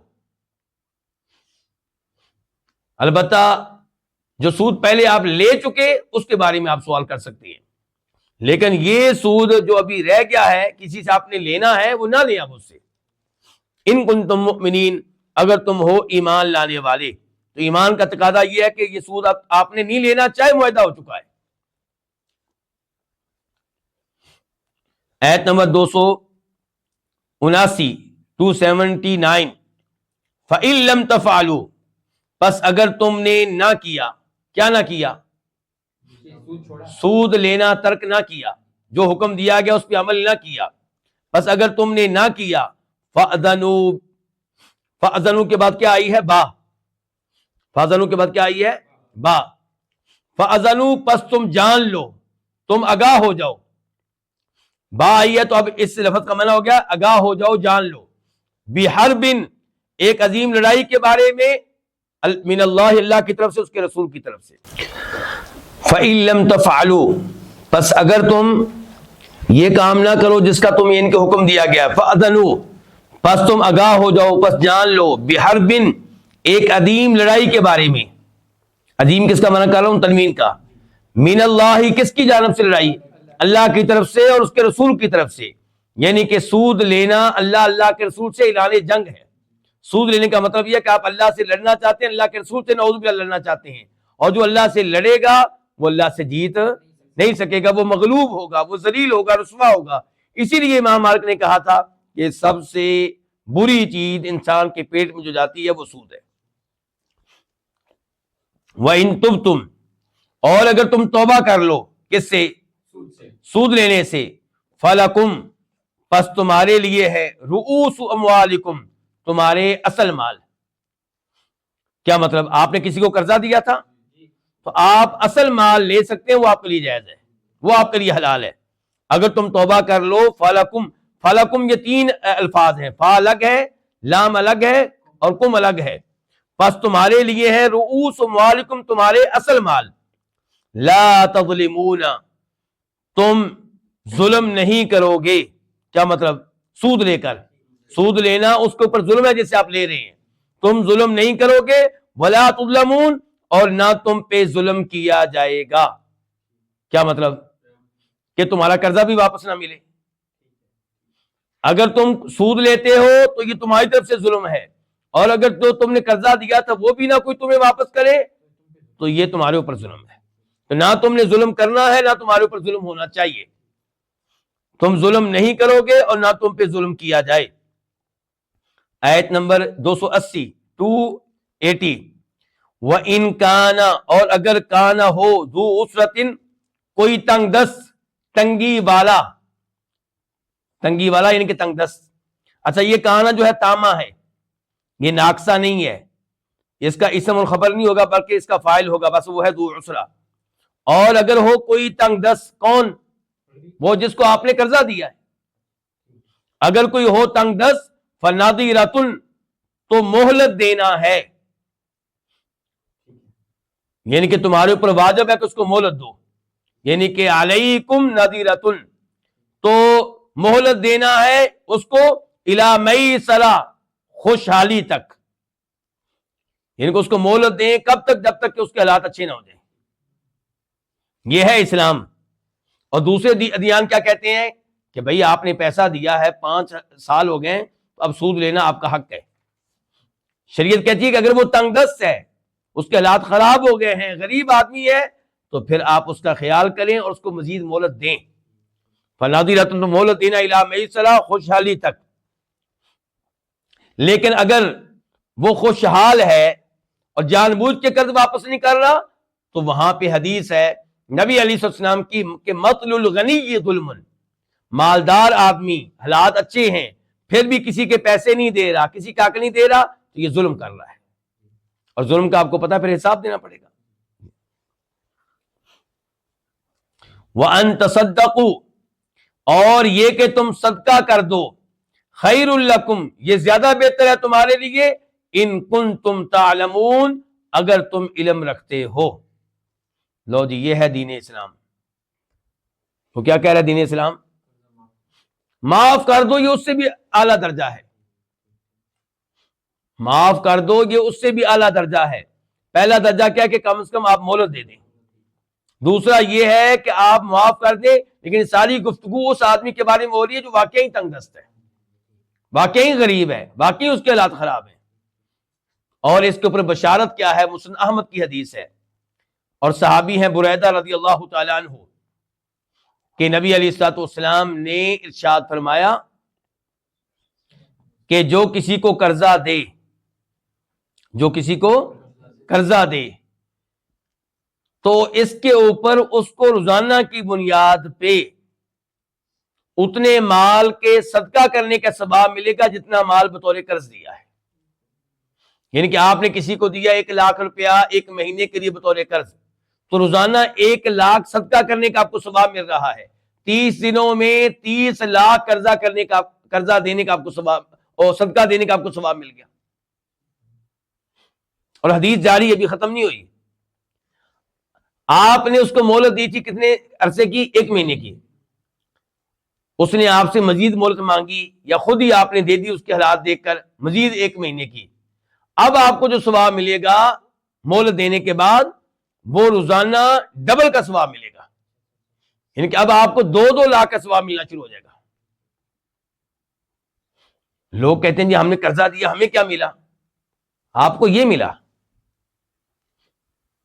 ہمیشہ ظاہری چیز کو نہیں دیکھتے کہ دنیا ملے، پیسے اور ملے، جی میں نے 1 لاکھ دیا ہے تو مجھے 1,10,000 ملنا چاہیے. اور یہ ثواب دیکھیں، 1 لاکھ دینے پہ 30 لاکھ کا ثواب مل رہا ہے آپ کو.